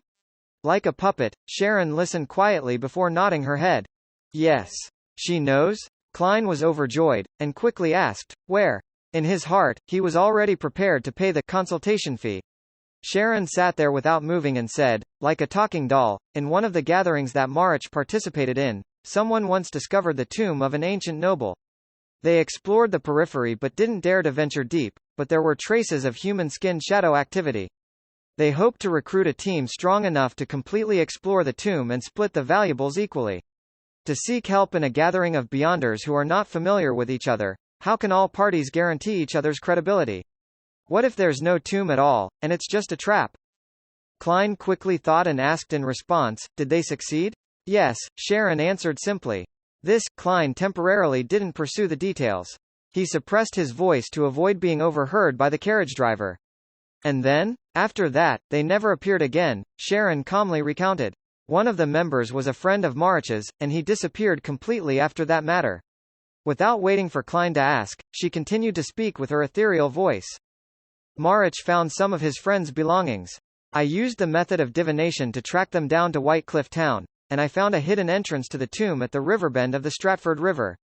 Marich's friend was inside, but he was already dead. You went in? Klein blurted out. No, I determined it using another method, Sharon explained. That tomb gave me a sense of great danger. I didn't try to explore it. At this point, she looked at Klein with her blue eyes. Without the help of a Sequence 4 Beyander or a sealed artifact of a corresponding level, it would be best not to venture deep into that tomb. Even you find it very dangerous. I don't need to go above the grey fog to divine it to know how terrifying it is. Klein looked down at the floor of the carriage and thought for a few seconds. Do you know which ancient noble's tomb it belongs to? Sharon did not pause in her reply. His last name is Aemon. Aemon? A member of the family of that Aemon who had possessed Little Son's body and almost sneaked into the mysterious space above the grey fog? Klein used his ability as a clown to control the slight twitch of his eyelids. He asked in puzzlement, Are you sure? At this moment, a figure appeared in his mind. A black classic robe, a matching pointed hat, a broad forehead, a thin face, black eyes, black hair, and a crystal monocle. Sharon's pale blonde hair shone through the mist like an oil painting drawn by a master, and she said in her usual flat tone, According to the items obtained from the initial exploration, a member of the gathering who specializes in ancient history determined that the owner of the tomb came from the Tudor dynasty of the Fourth Epoch. The family name is Aemon. It really is the blasphemer family of the Fourth Epoch. This family isn't cursed like the Abraham family, nor was it destroyed directly by the church of a certain goddess like the Antigonus family. According to the special and powerful performance Aemon showed in the City of Silver, the situation of this family might be comparable to that of Zarathul's. They were all secretly passed down, with the presence of high-sequence Beyonders among their ranks, perhaps even with powerful angels. They protect certain crucial secrets, such as the coordinates of the forsaken land of the gods. The danger of a tomb left behind by such a family can be imagined.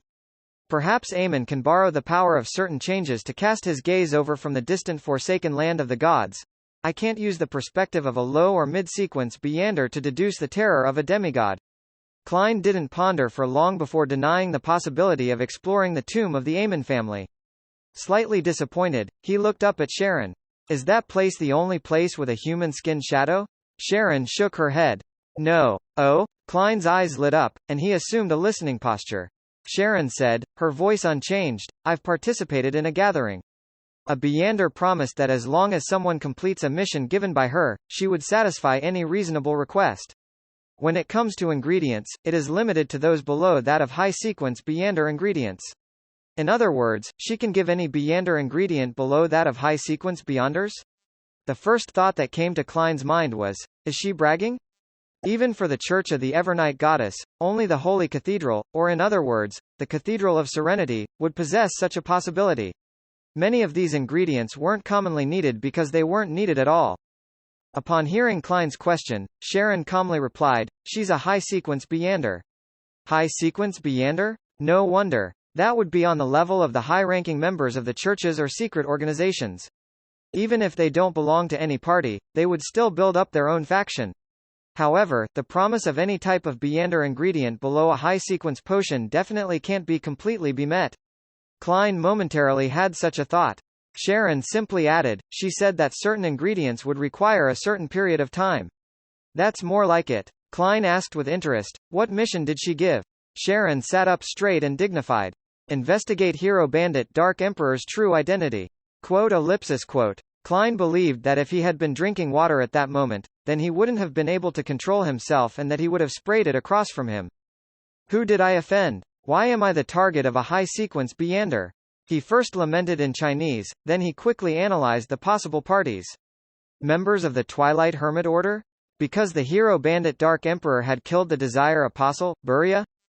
Members of the Aurora Order? They drew links to the Fool from the tarot cards I left during the Capum incident, and they decided to investigate the Hero Bandit Dark Emperor? Members of the Three Churches and MI9? Just to find out the truth about the Capum affair? Every one of them is possible, and none of them can be ruled out. Klein didn't show any abnormalities as he deliberated and asked, why is she investigating the true identity of the Hero Bandit Dark Emperor? No one knows, Sharon replied in the simplest of terms. Klein thought for 2 seconds and said after organizing his words, what kind of person is she? I want to know if I should take this mission. Sharon remained silent for 2 seconds, seemingly in recollection.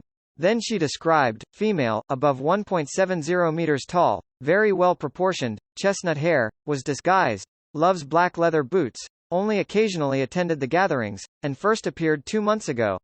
Loves wearing black leather boots, female, high sequence Byander. When these 3 keywords were put together, it immediately triggered a certain part of Klein's memories. Back when he went to the Royal Museum to steal the Dark Emperor card, he had met a mysterious high-sequence Byander in the reconstructed study of Emperor Russell.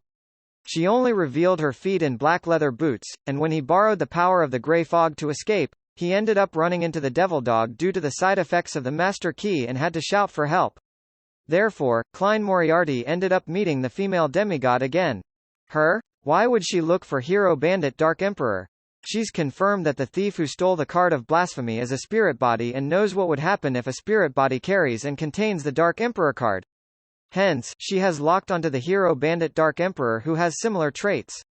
Klein quickly thought of a very convincing possibility. The only thing that confused him was how the other person knew that he had taken the Dark Emperor card and not any other cards, such as the Abyss card or the Sun card. Unless she was targeting the card of blasphemy, and she had investigated beforehand that it was the Dark Emperor card. Well, Miss Sharon said that she joined the gathering for the first time more than 2 months ago. This matches the timing of Russell's exhibition. Later, she occasionally participated without leaving Backland, or perhaps, she returned regularly to search for the enemy who had taken the Dark Emperor's card. Klein's thoughts blazed through his mind as he gave a faint smile. I'll keep an eye out for her. I hope there's something to be gained. She can forget about getting anything her entire life. He added inwardly without hesitation. Sharon nodded almost imperceptibly and said nothing more about the human skin shadow. Obviously, she only had 2 leads, but it was still better than the vampire Emlyn White and Eye of Wisdom Isengard Stanton Circle. Klein slowly exhaled, concealing his inward disappointment, and said with a respectful tone, "You and Marich aren't troubled by the curse anymore, are you?" "There's only one Scarlet Lunar Corona," Sharon answered calmly. The person who wore the Scarlet Lunar Corona was immune to the full moon's effects, a dream item for mutants. That is to say, one will be fine, and one will be in the same situation as before. When affected by the full moon, Marich will be driven to insanity, while Miss Sharon will lose her strength. It appears Marich is the one using it. Klein thought as he changed topics. Have you found a way to remove a rampager's mental corruption on the Byander characteristic left behind by Wraith Steve? He casually asked this question without much hope. In his heart, he believed that there was a greater chance with the sun. No, Sharon appeared like she was talking about someone else. Perhaps I will sell you this method in the future and hope that you have saved up your gold pounds. Klein tersely acknowledged and was suddenly unsure of how to continue the conversation. He paused for a few seconds before asking, "Where is White Cliff Town?" "Backland suburbs, south of the bridge," Sharon answered succinctly. She looked into Klein's eyes again. "Nothing else?" "Nothing." Klein first shook his head, and then asked, "Can I tell others about the tomb?" "Sure." Sharon's figure rapidly faded before she disappeared from the carriage. Perhaps it was to conceal herself, as she never had the habit of using perfume, thus, leaving behind an empty environment once more. 8 p.m., Harvest Church. After changing back into his usual attire, Klein looked around once as he pressed down on the edge of his hat. Then, he walked into the hall and headed for Emlyn White, who was standing before 3 rows of candles on the right side of the hall. At the vampire's feet was a black suitcase, its surface was seemingly covered with a layer of a wall of spirituality. Upon sensing Detective Sherlock Moriarty coming in, Emlyn was first pleased before revealing an alarmed look. He bent down to grab his suitcase and took a few steps back, closing the gap he had with Father Yutravsky, who was focused on praying. "Are you afraid that I'll rob you of the Byander ingredients?" Klein stopped 3 meters away, then he smiled and said, "Let me first verify if it's the 2 ingredients I need." Emlyn White ran his hand through his hair, lifted the leather case to his chest and undid the buckle. The wall of spirituality shattered as a result, turning into a light breeze that blew through the prayer hall. Klein, who had long activated his spirit vision, immediately saw bursts of strange and dazzling light.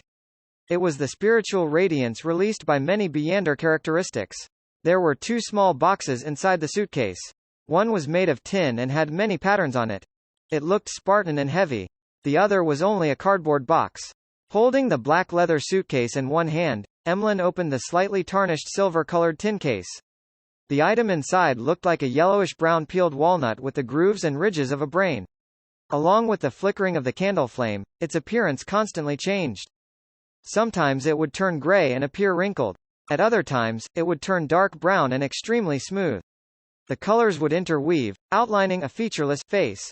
At the sight of it, Klein felt the power of the potion, which he had completely digested and assimilated, stir a little, like a magnet encountering an opposite pole.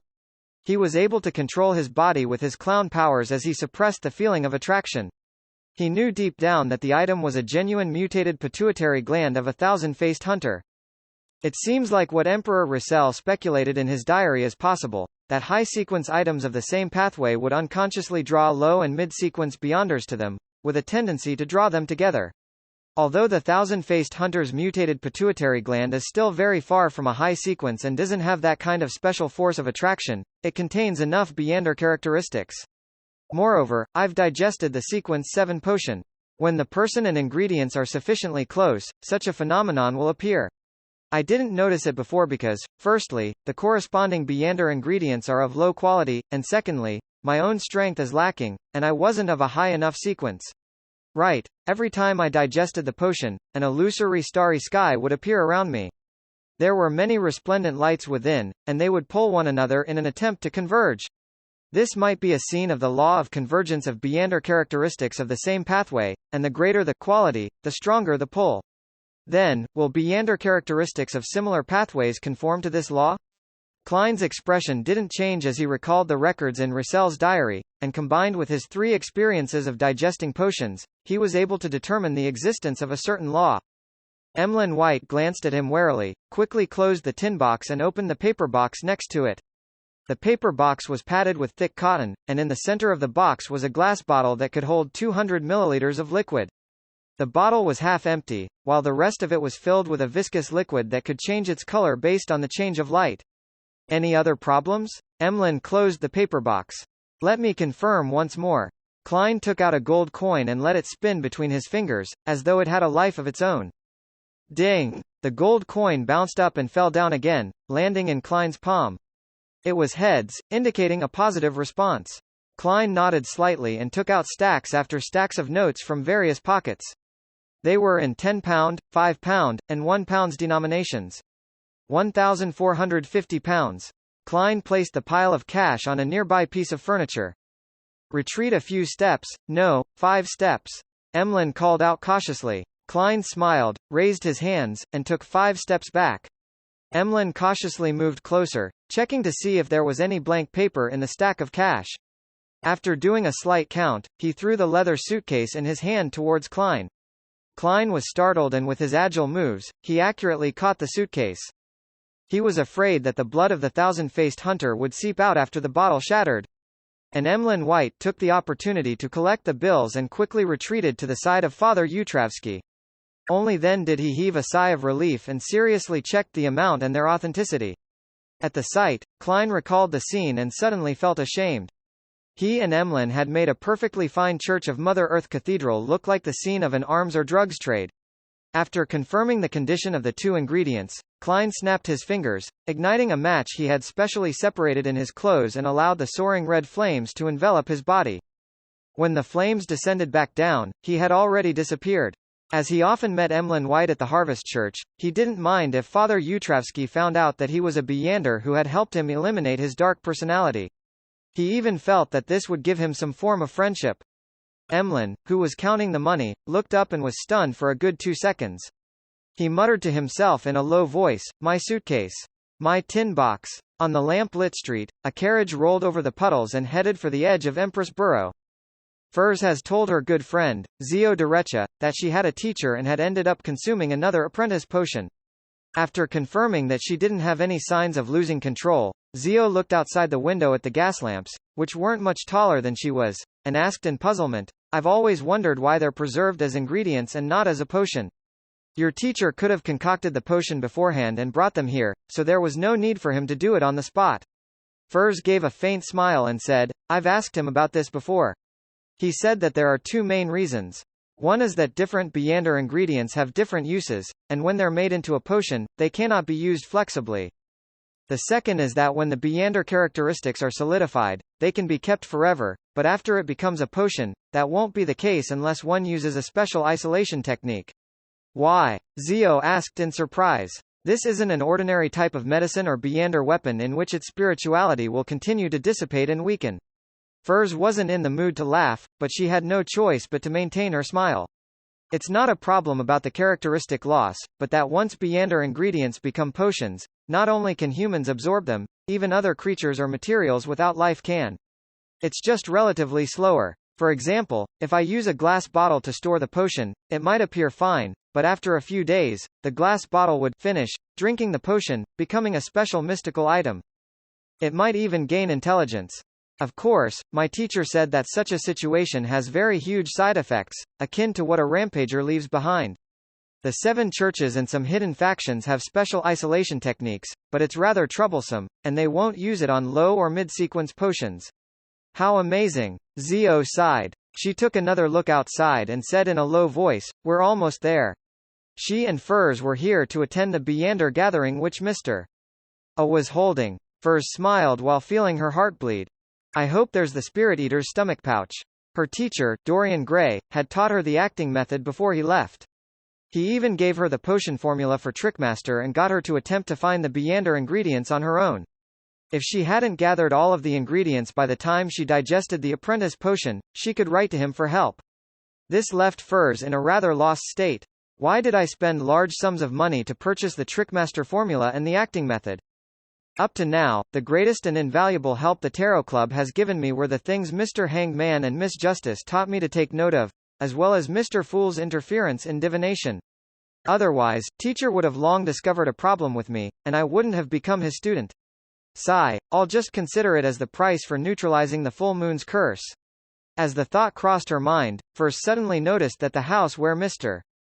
A had his gathering held had visibly collapsed, and there were even scorch marks in many places. There was a fierce battle here. Who dealt with Mr. A? An official organization? Furs immediately signaled to Zio and instructed the carriage driver outside. Not here, 2 more streets up ahead. Ellipsis. Aurora orders base found. Terrorist organization suffers severe setback.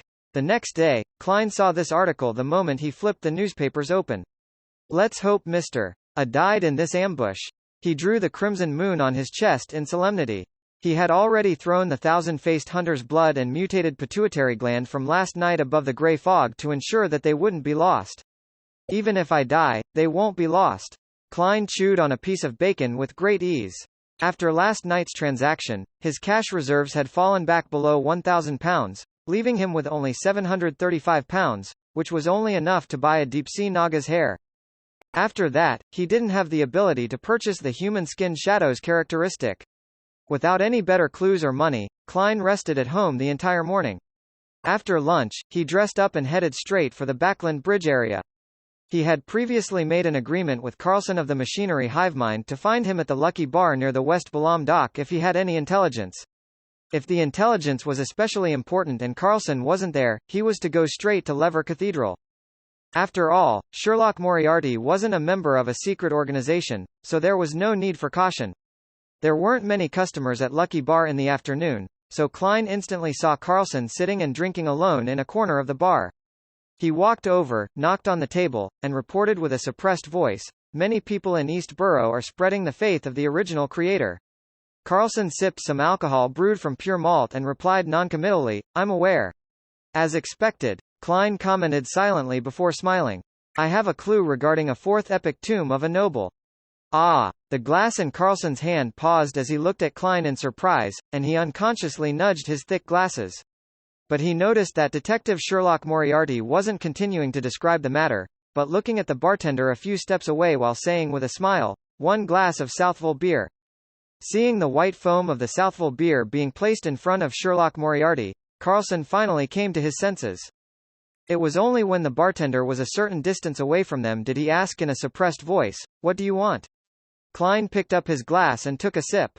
He took a few seconds to savor the bitter taste of the malt and the faint sweetness from it. "Cheers."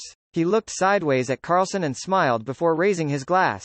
Without hesitation, Carlson shook his head and refused the offer, mumbling, "You have beer, while I have strong distilled liquor."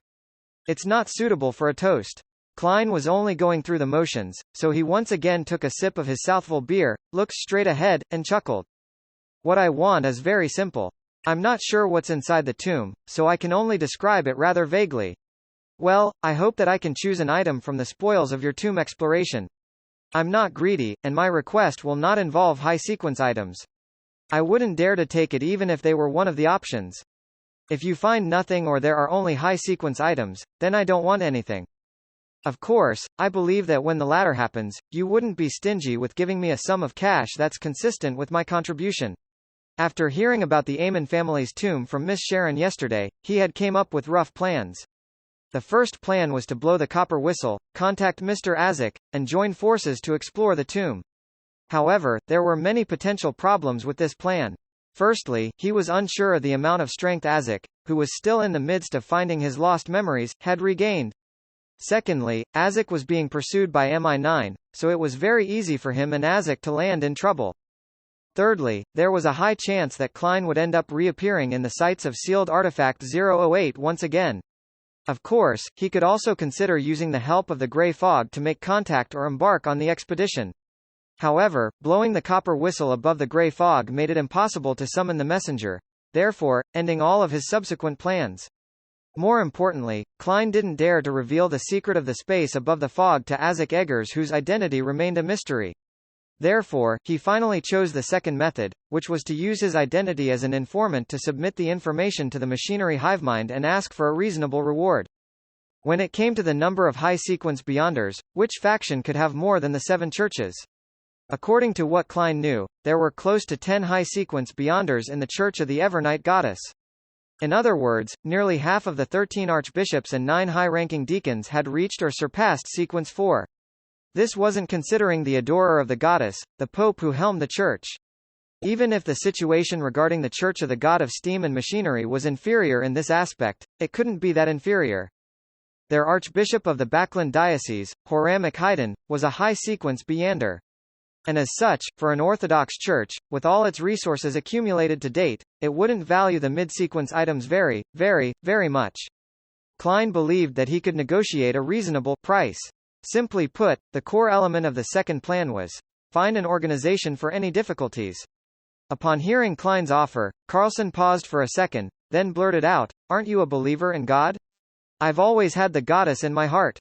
Klein drew a triangular sacred emblem on his chest. "It is because of my belief in God that I've told you this information, not to the Nighthawks through Mr. Stanton. God said to let those who wish to be strong, be strong. Only by becoming stronger and having more money can I have more access to different channels and resources, and thus provide you with better and more effective information." In order to convince the machinery hivemind, he had specifically spent the morning reading through the Steam and Machinery Bible that he had bought earlier. He then found a few sentences from the deity that met his requirements and memorized them. Carlson was momentarily unable to provide a rejoinder. He just sat there, stunned, to the point of forgetting to drink. Seeing this, Klein quickly added, "Moreover, this will help you establish a harmonious and efficient relationship with new generation informants. As long as you spread the news of the rewards I receive as a result of this, as well as keeping your promise without going back on your word, then I believe that the other informants will be deeply moved and be greatly motivated to do their best to gather useful information for you. Of course, I wish that you use my pseudonym when advertising this." Carlson listened with a blank face, picked up his glass, and gulped down a mouthful. He almost choked. Cough. "Sherlock, the real you is completely different from what I remember about you from before." He sighed. The detective Sherlock Moriarty in his memories was good at analysis and reasoning. He was extremely calm and polite, and, with a great sense of justice, had offered very effective advice. He was an outstanding believer in God. Yet now, he was. Klein took a sip of his beer and chuckled. Everyone has their different sides. Using a single facade to face everything is prone to error. This is a problem you have to pay attention to when making deductions. After calming down for a moment, Carlson stood up and said, "I have no right to agree to such a request. I will report it immediately, so wait here for a while." "All right." Klein waved to the bartender and added a serving of potato wedges. By the time he leisurely finished his food and beer, Carlson returned to the bar with the deacon of the machinery hivemind, Ikanzer Bernard. Ikanzer looked around, and seeing that there was no one around, he said in a deep voice, there's no problem with your request, but there's one condition to add on. Items with strong side effects and curses are not among the items available for selection. What I want is an ingredient. Klein immediately laughed. All right. Dare I ask again if is this your personal decision or the response from the higher-ups? I have the right to make such a decision. Ikanzer used his hat to press down on his fluffy hair. But since it concerns an aristocratic tomb from the fourth epoch, I had sent a telegram to the Archbishop, and he didn't object to it in his reply. All right. Klein drew another triangular sacred emblem on his chest. I'll give you the information now. Ikanzer shook his head subconsciously. He looked around and pointed to a billiard room. Let's talk inside. This deacon, who is always publicly placed on trial by the mirror called Erodes, is quite experienced. Klein murmured and followed Ikanzer and Carlson into the billiard room while making sure that the adjacent rooms were empty. Klein paused for a few seconds and said with some deliberation, the thing is, there was a Beyander who found a hidden tomb at the mouth of the Stratford River in White Cliff Town. He searched the periphery and found some items. After that, they recruited people and did further explorations, but no one returned. If you search carefully over there, you will definitely find the corresponding traces. After listening carefully, Ikanzer asked, are you sure it's an aristocratic tomb from the fourth epoch? The items on the outside can prove that they're members of the Tudor dynasty's Aymon family, Klein answered truthfully. He then warned him, the Beyonders who died in there weren't weak at all, and there were quite a few of them. I believe that this tomb isn't something that can be explored by those below high-sequence Beyonders. Aymon, Ikanzer frowned instinctively. It could be seen that, as a deacon, he had the authority to know some ancient secret history. Without waiting for Klein to emphasize it again, he looked up and said, we will collect the relevant information first before we act. A fourth epoch aristocratic tomb is very dangerous. Don't tell this information to anyone else, or explore it yourself. Otherwise, you and your friends will only lose their lives. If I dared, I wouldn't be sitting here. Klein gave a self-deprecating laugh and said, my reputation has always been good. After making the deal, he watched Ikanzer and Carlson leave before putting on his hat and sauntering out of Lucky Bar. Towards the nobles of the fourth epoch, as well as the Aymon family, the machinery hivemind will still be very cautious. They'll have to have at least several days of preparing before they take action. Prudence. Klein's random thoughts froze on a single word. He thought of another thing that could be described as being prudent. After Roussel had joined the ancient organization suspected of being the Twilight Hermit Order, he had actually never mentioned its name in his own secret diary, which was written in Chinese. Each time, he would refer to it by referring to it with the appropriate characteristics. This level of prudence was a very suspicious phenomenon. Why didn't Emperor Roussel dare to mention the name of that organization, even when it's written in Chinese? This is completely different from the style of writing where he dared to write anything in his diary. What was he afraid of, or what was he worried about? Could it be that as long as he said or wrote down the name of the Twilight Hermit Order, then they would be made aware of it no matter which language he used? Does one of their members or a sealed artifact they possess have such abilities? A guess popped up in Klein's mind, but there was no way to confirm it unless he was willing to take the risk. I'll first assume it's true and that I haven't been perceived by them, because the channeling of the Desire Apostle Spirit had been done above the grey fog. Informing Miss Justice of it was also done in response to a prayer using the grey fog. Well, it's almost Monday, and I have to remind Miss Justice at the Tarot Club not to say or write down the name, Twilight Hermit Order. As for the reason, she can understand it by herself with me simply giving her a look. Klein quickly made his next arrangements and strode out of Lucky Bar.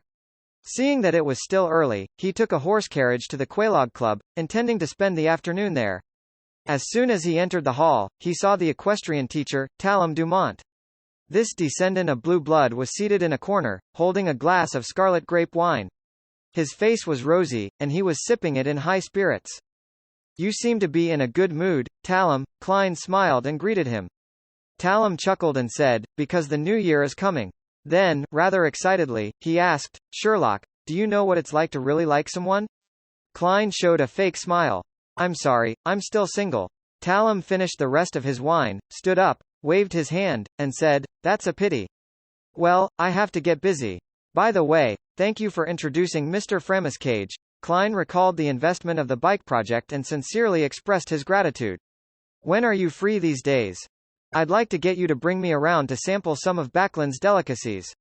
After the new year, Talam put on his hat and walked with a smile to the reception hall. Has this fellow entered the season of love? Klein couldn't help but mutter. Just as he turned around and took a few steps, he suddenly heard a heavy thud. Klein jerked his head back and saw Talam Dumont on the ground, his left hand clamped tightly at his chest where his heart was. His body was convulsing non-stop. Klein hurried over. But at this moment, Talam had already spat out all of the white foam on his mouth, losing his last breath of life. In just a few seconds, he had turned into a dead corpse. This wasn't the first time Klein had seen someone familiar die in front of him, but it was the most abrupt and unforeseen death. The expression on Talam Dumont's face when he had asked about what it felt to really like someone was a vivid expression of hidden excitement and flaunting, but one which couldn't be directly shared due to the need of being careful as a result of certain factors. That was too fast. Normal diseases do not cause death so quickly. Klein's expression was solemn as he lightly tapped his molars to activate his spirit vision. He dropped to one knee and crouched down. He saw Talam Dumont's aura and the colors of his emotions fading rapidly. Furthermore, there were strands of black gas wrapped around his heart like a snake which were gradually dimming. A Beyonder ability similar to a curse? Klein instantly made a preliminary conclusion. At this moment, a nearby red-vested attendant and a servant girl in a black and white dress ran over. They looked at the dead body on the ground in horror. His eyes were wide and round, and the corners of his mouth still had remnant white foam. Klein closed his eyes and instructed in a deep voice, "Go to the nearby police station and tell them someone died here." "Yes, Mr. Moriarty." The red-vested attendant immediately turned around and ran out the door, so flustered that he even forgot to put on his coat. Under the watchful gaze of the crowd, Klein didn't check Talam's belongings, nor did he try to pull out a few strands of hair for a divination attempt when he wasn't around anyone. His identity was already considered semi-official, so he could use the power of the machinery hivemind to conduct a follow-up investigation. There was no need for him to act as a lone hero. Thinking of the many times he had played cards with Talam Dumont, and how he had introduced clients and investors, and the love story that had been hanging in his mind for so long, Klein couldn't help but take a long, slow, deep breath.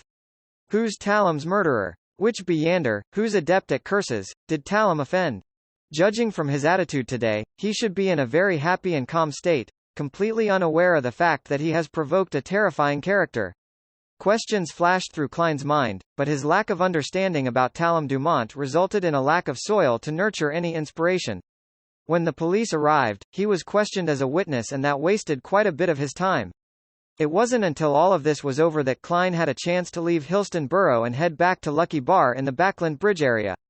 Carlson was still there drinking, the only difference being that his drink had been exchanged from a strong distilled liquor made from pure malt to golden, frothy beer. Klein raised his right hand, covered his mouth, and squeezed over. He lightly knocked on the table and said, "Is your job to drink here every day?" Carlson jumped in fright as he turned his head, relaxing only when he saw that it was Sherlock Moriarty. "You. What is it now? This reaction is very familiar." Klein sighed silently and said gravely, "There is a case involving Beyonders." Carlson looked around and saw that Lucky Bar already had quite a number of patrons. They were either hollering over their glasses or eager to fight in the ring. "Follow me. Let's play a round of billiards."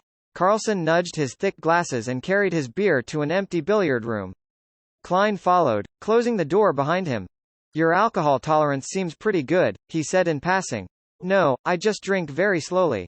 Carlson put down his glass and picked up the cue stick. Then, he added inexplicably, "And I'd like some alone time lately." "I don't care about that."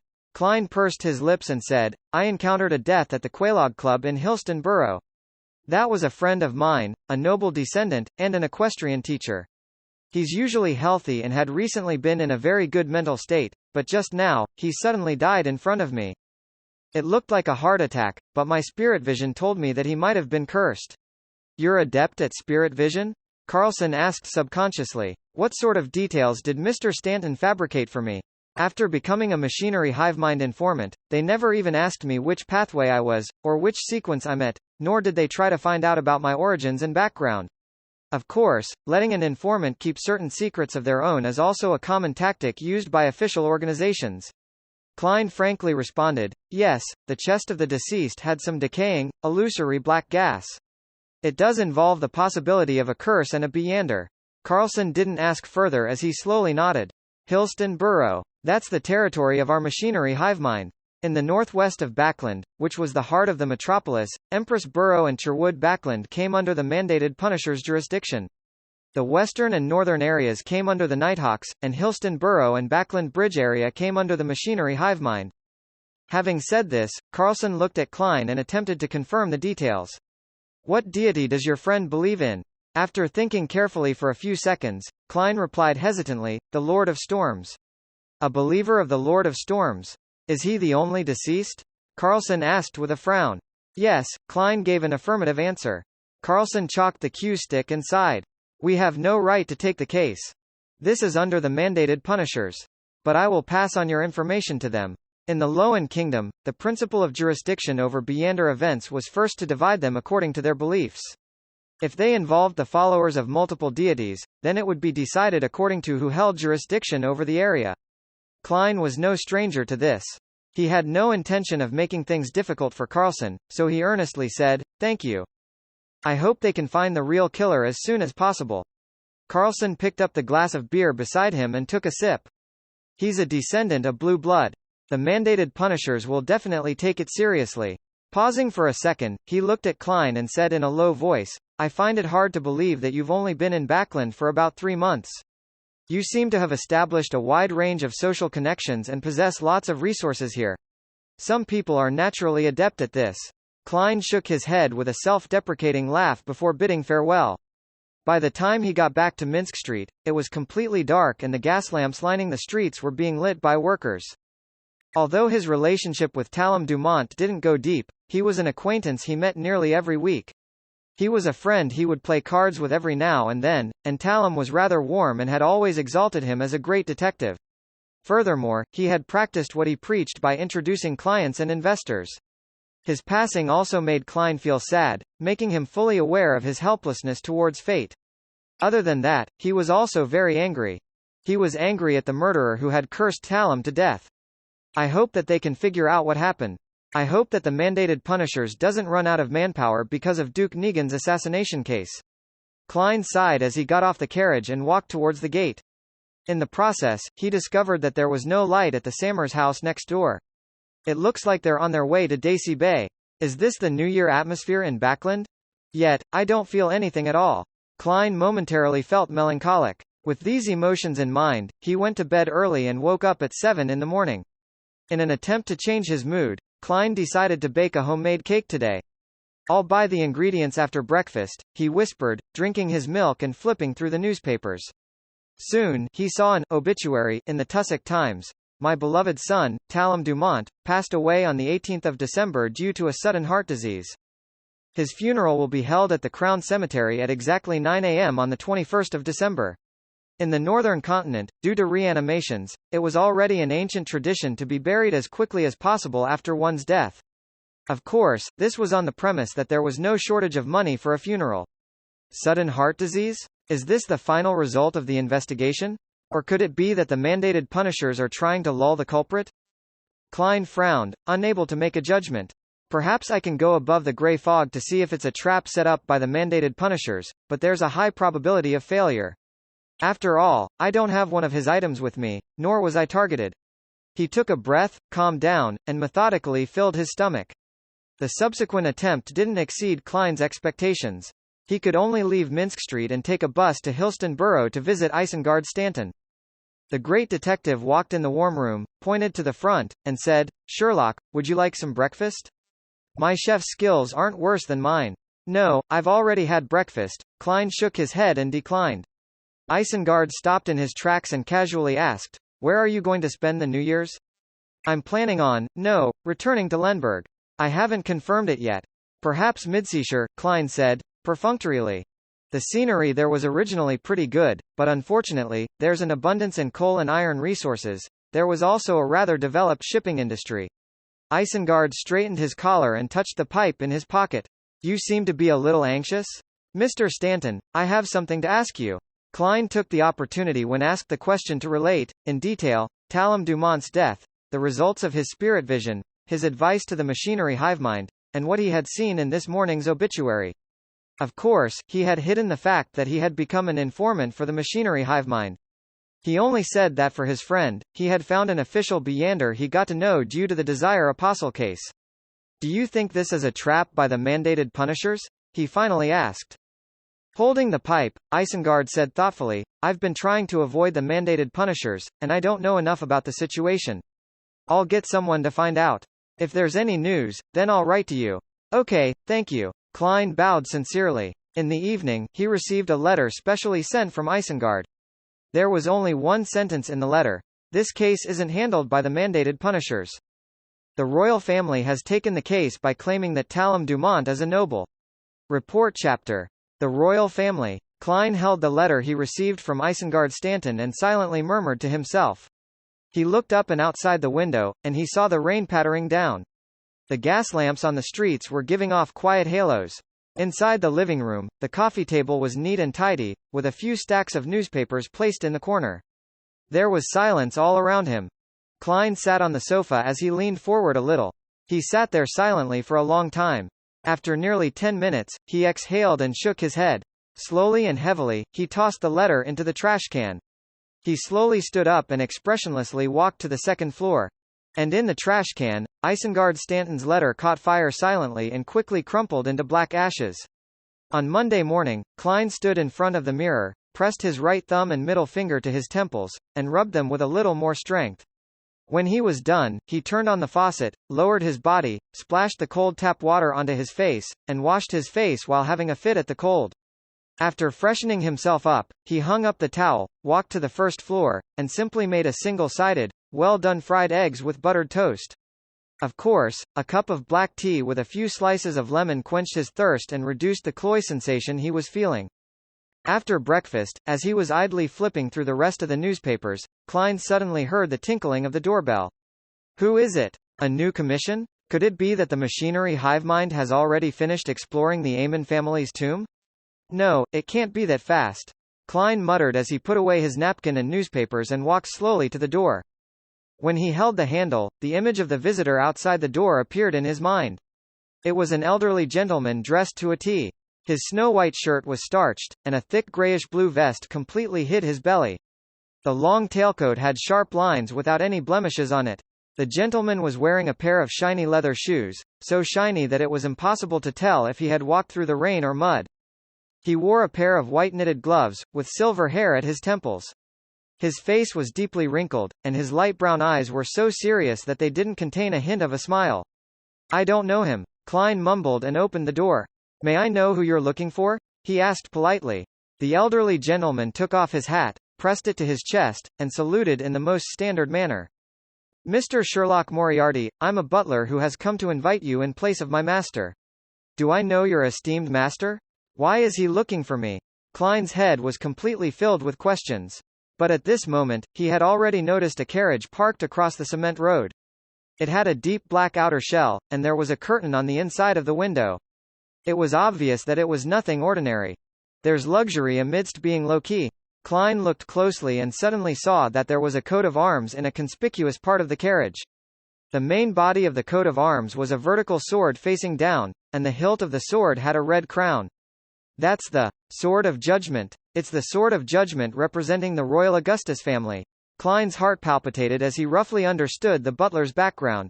Perhaps he's a rather powerful Beyander. Klein made a guess. The professional and stern butler didn't pay attention to his scrutiny. He revealed a polite smile and said, You have never met my master, but in a sense, you do know him. You have been providing him clues about the organization that is symbolized by the tarot cards, and he has paid for the money you need. As expected, it's the important figure that Talum mentioned.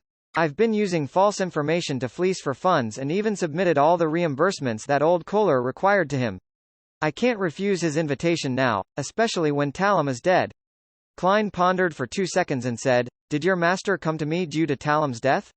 Yes, Talum was his friend. He was sad and confused by his death, and he heard that you were there when it happened, the old butler articulated clearly. No, I wasn't. Klein subconsciously wanted to deny it, but he ultimately could only nod. Yes, I saw Talum die in front of me. It's really a sad and regretful thing, the butler said in a sincere tone. Are you willing to accept my master's invitation? Do I have any reason to refuse? That would just make me look very suspicious. I might even be killed on the spot by you. Klein looked at him and said, I happen to have nothing planned this morning. All right then. Mr. Moriarty, please. The old butler bent down slightly, extended his right white-gloved hand, and pointed at the carriage on the opposite side of the cement road. Sigh, I've been trying to avoid getting involved with important figures. In the end, I have no choice but to face the person behind Talum after his death. I wonder if this would attract attention or lead to more in-depth background checks. I have to plan ahead and be ready to give up my identity and this foothold at any time. Also, I need to get the human skin shadow characteristic and the deep-sea Naga's hair and advance to faceless as soon as possible. In that case, my ability to resist risks would more than double. When Klein put on his coat and hat and walked to the carriage with the royal coat of arms, he had already thought of the subsequent developments. At this moment, the servant the old butler brought with him opened the door for him.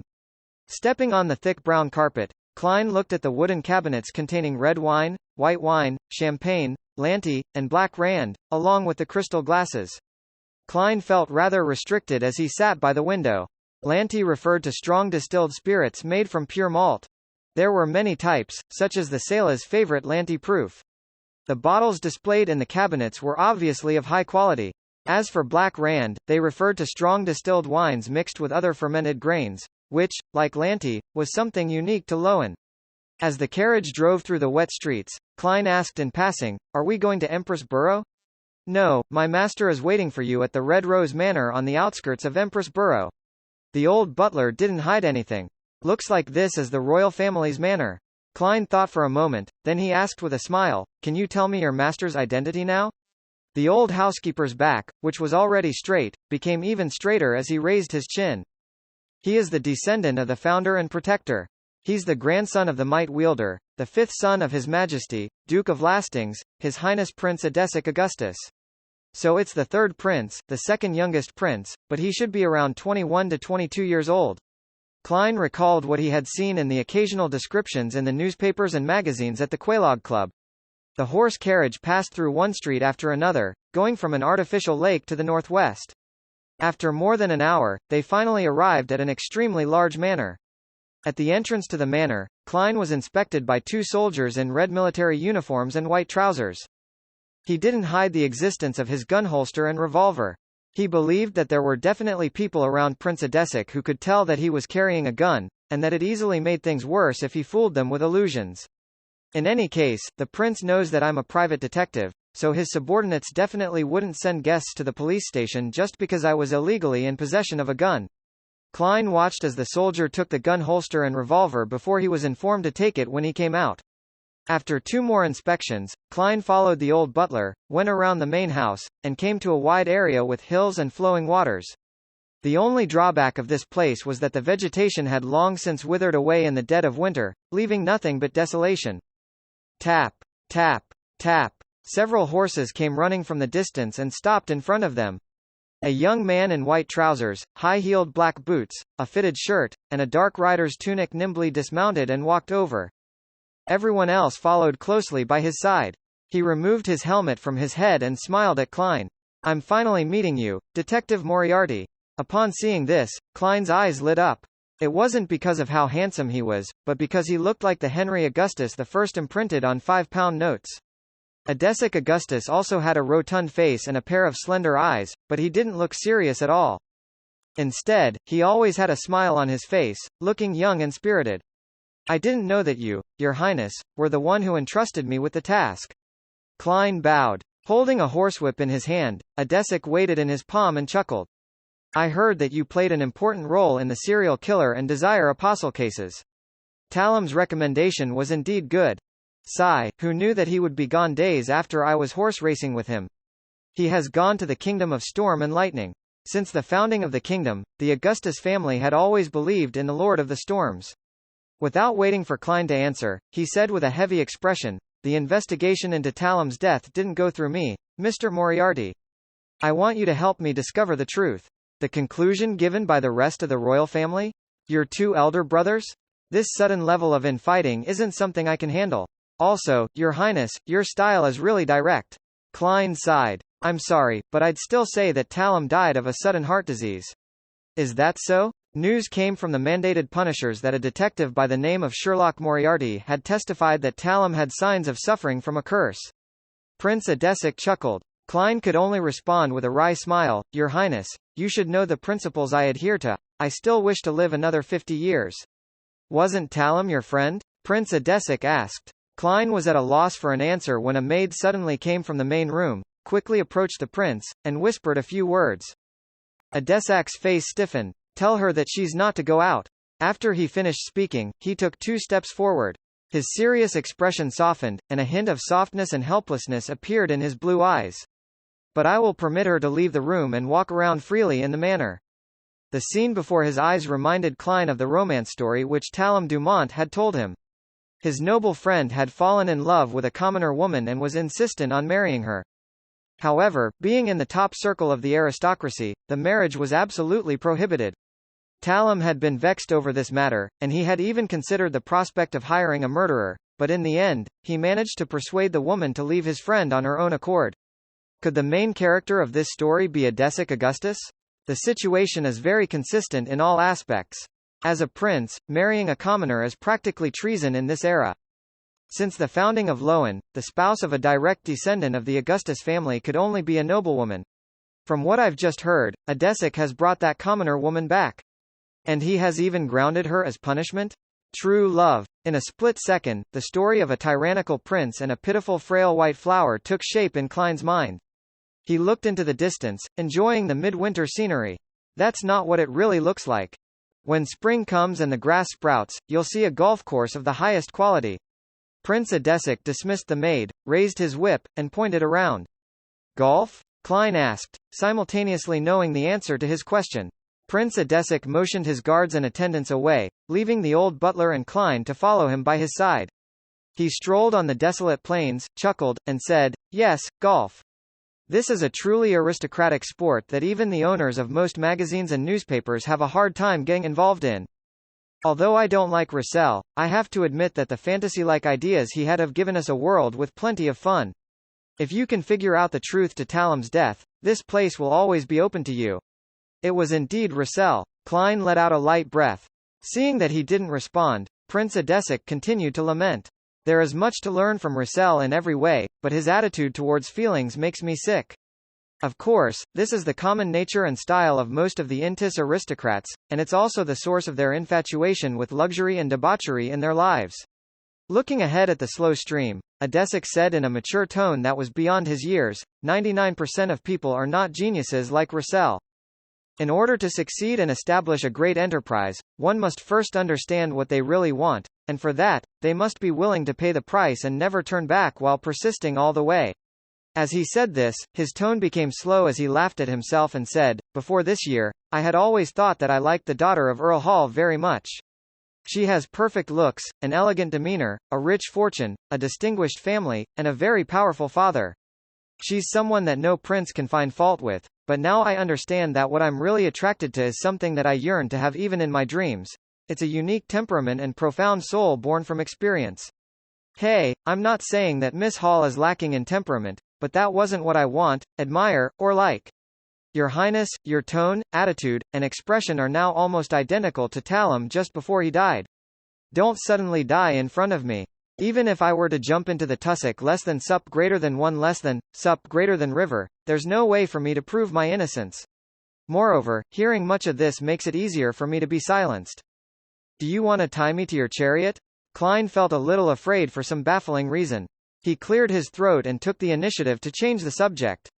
Your Highness, with your status and identity, you will certainly not lack subordinates. There are many people who are willing to investigate Talum's death for you, so why do you need me? Adesic shook his head and chuckled. As a prince, I have as much power as the little freedom I have.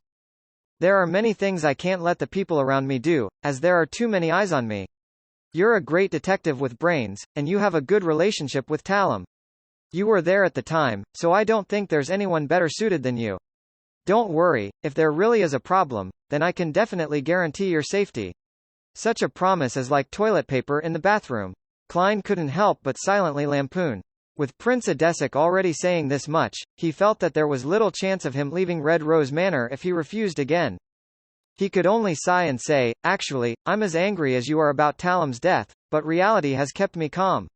Adesic smiled. "What can I do for you?" "Talem's hair, either his flesh and blood, plus something he carried around with him." Klein made the request. "Okay, then I'll have these delivered to your house." Adesic agreed at once, and then asked curiously, "That's all?" Klein didn't stand on ceremony. "I will only know what kind of help I need when I have a preliminary lead. Your Highness, it's best that you give me a way to communicate with you. A private detective who frequently visits this manor would definitely arouse suspicion."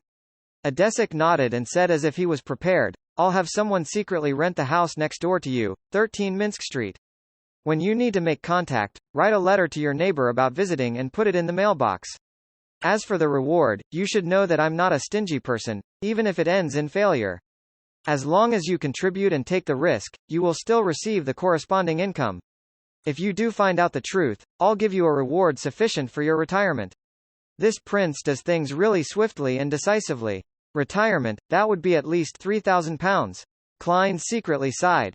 All right, may the spirit of Talem be at peace in the kingdom of storm and lightning." He bowed. Adesic nodded slightly and instructed his elderly butler, "Take Detective Moriarty out and back to Minsk Street. Why don't you keep me for lunch? Aren't you treating your guest in a little too arrogant a manner?" Of course, it probably has to do with it being a long time before noon. Klein silently teased him. He followed the old butler all the way out to the entrance of the manor and retrieved the gun holster, revolver, and the bullets. At 15 Minsk Street, Klein stood at the oriel window and watched the carriage with the royal coat of arms drive away.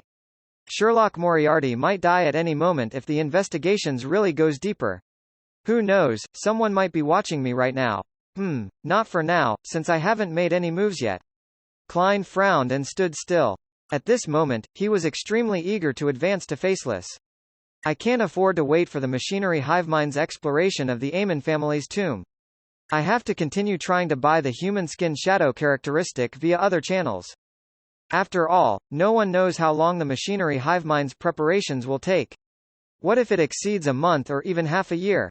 That's not impossible. They can first send people to guard the entrance and slowly gather the corresponding information so as to be certain that nothing goes wrong. It's not a bad strategy, but that's not something that I can afford to wait for. As thoughts raced through Klein's mind, he made his decision. At 2:45 p.m., he brought his newspaper into the bathroom and actively prepared for this week's tarot gathering. 3 o'clock sharp. A deep red illusory radiance rose as Audrey Hall looked around in a good mood.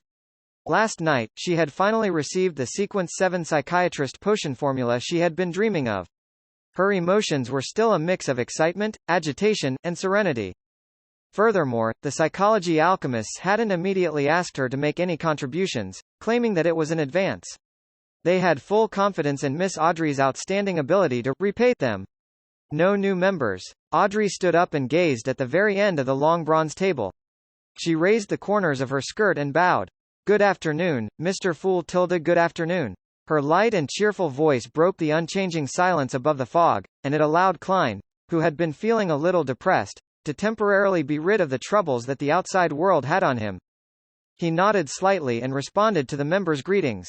When she sat down again, Audrey brought the other members into view and created a dynamic scene with the previous observations.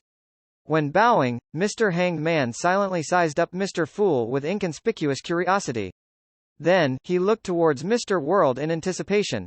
In other words, with him having a deep relationship with the Church of the Lord of Storms, he knows about the details of Duke Negan's assassination and is aware of the appearance of hero bandit Dark Emperor.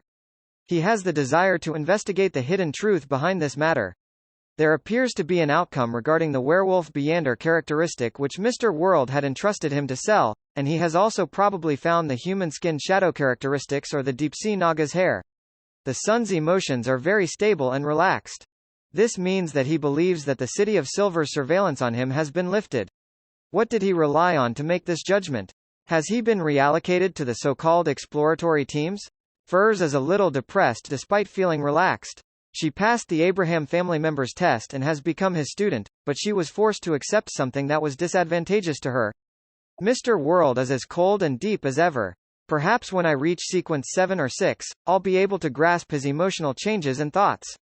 Well, the Fool is still as mysterious, powerful, and unfathomable. A series of thoughts flashed through Audrey's mind. She looked at the figure shrouded in the grey fog and said, "Honorable Mr. Fool, I have obtained 3 new pages of Roussel's diary." It was a copy she had requested from the psychology alchemists. However, as she had only mentioned it last night, Escalante only had the time to give her 3 pages in such short notice. "What kind of reward do you want?" Klein asked with a smile. Audrey replied sincerely, "Can you just treat it as the reward for answering my previous question?" As she said this, she had an inexplicable feeling of flaunting herself. "Mr. Hanged Man and the rest of you still don't know the existence of the Twilight Hermit Order. Phew, how envious. I wonder what problem did Miss Justice seek guidance for in private. I'll write to teacher when I get back, and I'll ask him if he has Roussel's diary, no, to the outside world, notebook." Furs immediately had the desire and motivation. Under the Hanged Man's suspicious gaze, Klein nodded without any care. "Sure." Audrey quickly produced 3 pages of tawny diary entries and passed them on to Mr. Fool. Klein took them and read them. On the first page, it wrote, "The 13th of January, contact with Mr. Dorr stabilized." Just as Klein picked up the diary, Audrey added, "Mr. Fool, I still have 10 diary pages which will be given to you later. It is for the payment for your previous blessing." She repeated her private promise so as to not let Mr. Fool think that she had forgotten about it, and the reason why she had provided payment for the information regarding the Twilight Hermit Order was to first settle the debt, while having the intention to show off a little. The payment for the blessing. Furs ruminated over these words and suddenly realized an important oversight on her part. On the matter regarding the Abraham family, Mr. Fool had sent his angel to help me interfere with the divination. I should have paid an appropriate amount. Oh no, I didn't realize this at all. I thought, like all rituals, that it was the end to it once it was completed. For a moment, Furs fell into a panic. During ordinary ritualistic magic, if one prayed for help from a deity or a corresponding existence, they would perform a sacrifice in advance.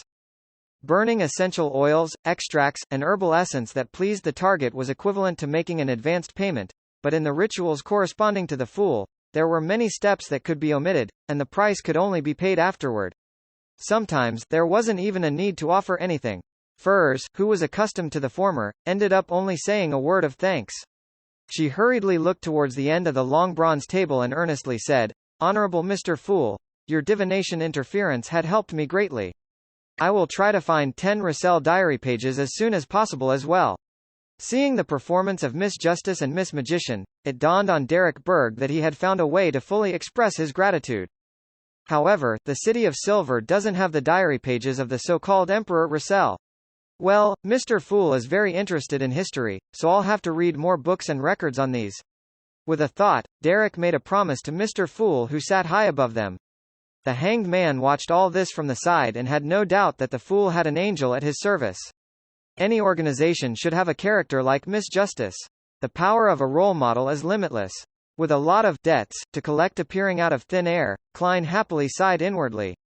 As the high and mighty Mr. Fool, he always found it awkward to directly ask for compensation, and he had always believed that helping the members of his own organization was a normal and reasonable thing to do, without the need for him to make it so reliant on transactions. Thus, he didn't control the world to put on the appropriate performance to remind everyone. Of course, if Justice and the others were willing to provide payment, then Klein had no intention of refusing it. All right, he smiled and nodded before shifting his gaze back to the diary in his hands. The 13th of January, contact with Mr. Dorr stabilized. The powerful Beyander, who's lost in the darkness and trapped in the storm, didn't rush me to complete a complicated and difficult ritual so as to help him return to the real world. He seems to have understood that he has to come up with something that would move me, instead of giving me 3 intangible wishes, in order for me to consider whether I should take the hidden risks of saving him. Mr. Dorr temporarily didn't mention this matter and instead, with great interest, chatted about my tarot card creation. Heh heh. The word creation should be written with quotation marks. From this point, it's apparent that Mr. Dorr is able to make contact with the real world at particular times and through particular methods, and he should be able to observe a lot of details. While talking about the Moon card, I thought of a matter Zaratul mentioned. He said that the Life School of Thought worships the moon, but not the Evernight goddess. Yes, I added the second half myself. Hence, I asked the fourth epic expert, Mr. Dorr, about this question. He chuckled and similarly didn't give a direct answer. However, compared to the furtive seer who speaks half-truths, making me want to beat him up, he's a lot more frank. He told me that if he were to choose a card from the tarot cards to represent the Evernight goddess, he wouldn't choose the moon, but the star. That makes things very interesting. I pressed, who is the real owner of the moon? His reply was even more worthy of relish. He said with a laugh that the moon currently has no owner. If I didn't misunderstand him, then he means that the peak of the moon's pathway is empty. The sequence 0 is empty. That's not right. Isn't there a primordial moon? Upon seeing this, Klein suddenly had this thought. He had already anticipated that the moon card didn't represent the goddess. Whether it was the faith of the life school of thought, the attitude of the vampires, or the records in the Book of Secrets, they all vaguely pointed out that Evernight wasn't the moon. In contrast, vampire ancestor Lilith and the primordial moon resembled the sequence 0 of this pathway in more ways. According to the City of Silver's history lessons, Lilith had most likely fallen in the Dark Epic, the second epic. However, the primordial moon was an existence that people still believed in and sent responses to even to this day. Of course, those who prayed to her wouldn't end up well.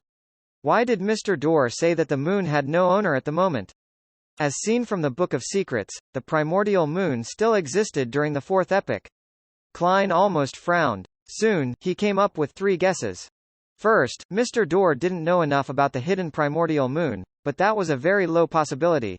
Second, that the primordial moon was actually the disguise of another deity, not essentially occupying the position of the moon's sequence 0 pathway. Third, that she was a sequence 1 of the moon's pathway or was in disguise and had the corresponding sealed artifact. And one more possibility, it's the response from the moon pathway's uniqueness. Klein muttered silently. The most important Beyonder ingredient in the sequence 0 potion formula described by the Dark Emperor card wasn't all of the sequence 1 Beyonder characteristics, but something called uniqueness. Different pathways had different uniquenesses. A true god was unique. Other than the first guess, the other possibilities aren't small. What is the Beyonder pathway of the moon? Klein turned to the second page of the diary and was lucky enough to discover that it was connected to the previous page. I continued pressing, but Mr. Dorr refused to say more. Hey, he thinks that I'll rescue him by whetting my appetite? Dream on. I hid my curiosity and scoffed at Mr. Dorr for not being respectful enough to true gods. He casually replied to me. This is the attitude a fourth epic noble has to the deities. This guy is too good at acting. However, I really am interested in the nobility of the fourth epic, so I took the opportunity to ask. Mr. Dorr told me that in the Tudor dynasty, there were 5 noble families: Abraham, Antigonus, Aemon, Tamara, and Jacob. Each family was known as an angel family, and they possessed tremendously terrifying strength. Angel family, just the name itself raises many problems. It really makes one yearn for it. Mr. Dorr said that the number of angel families in the fourth epic exceeded the 5. There were the Zaratul and Zoroast family, which had always been loyal to the Solomon Empire, the Augustus, Sauron, Einhorn, Castia families of the Trunsos dynasty, and the furtive Andariel and Buria families, as well as the Demoness family which stemmed from a true goddess which was one step up from the angel families. So the last winner of the fourth epic was the Trunsos dynasty, but where did their royal family go? The 4 angel families, Augustus, Sauron, and the others, divided up the northern continent. Just as Mr. Dorr said the previous time, the strongest powerhouses in the fourth epic far exceeds my imagination.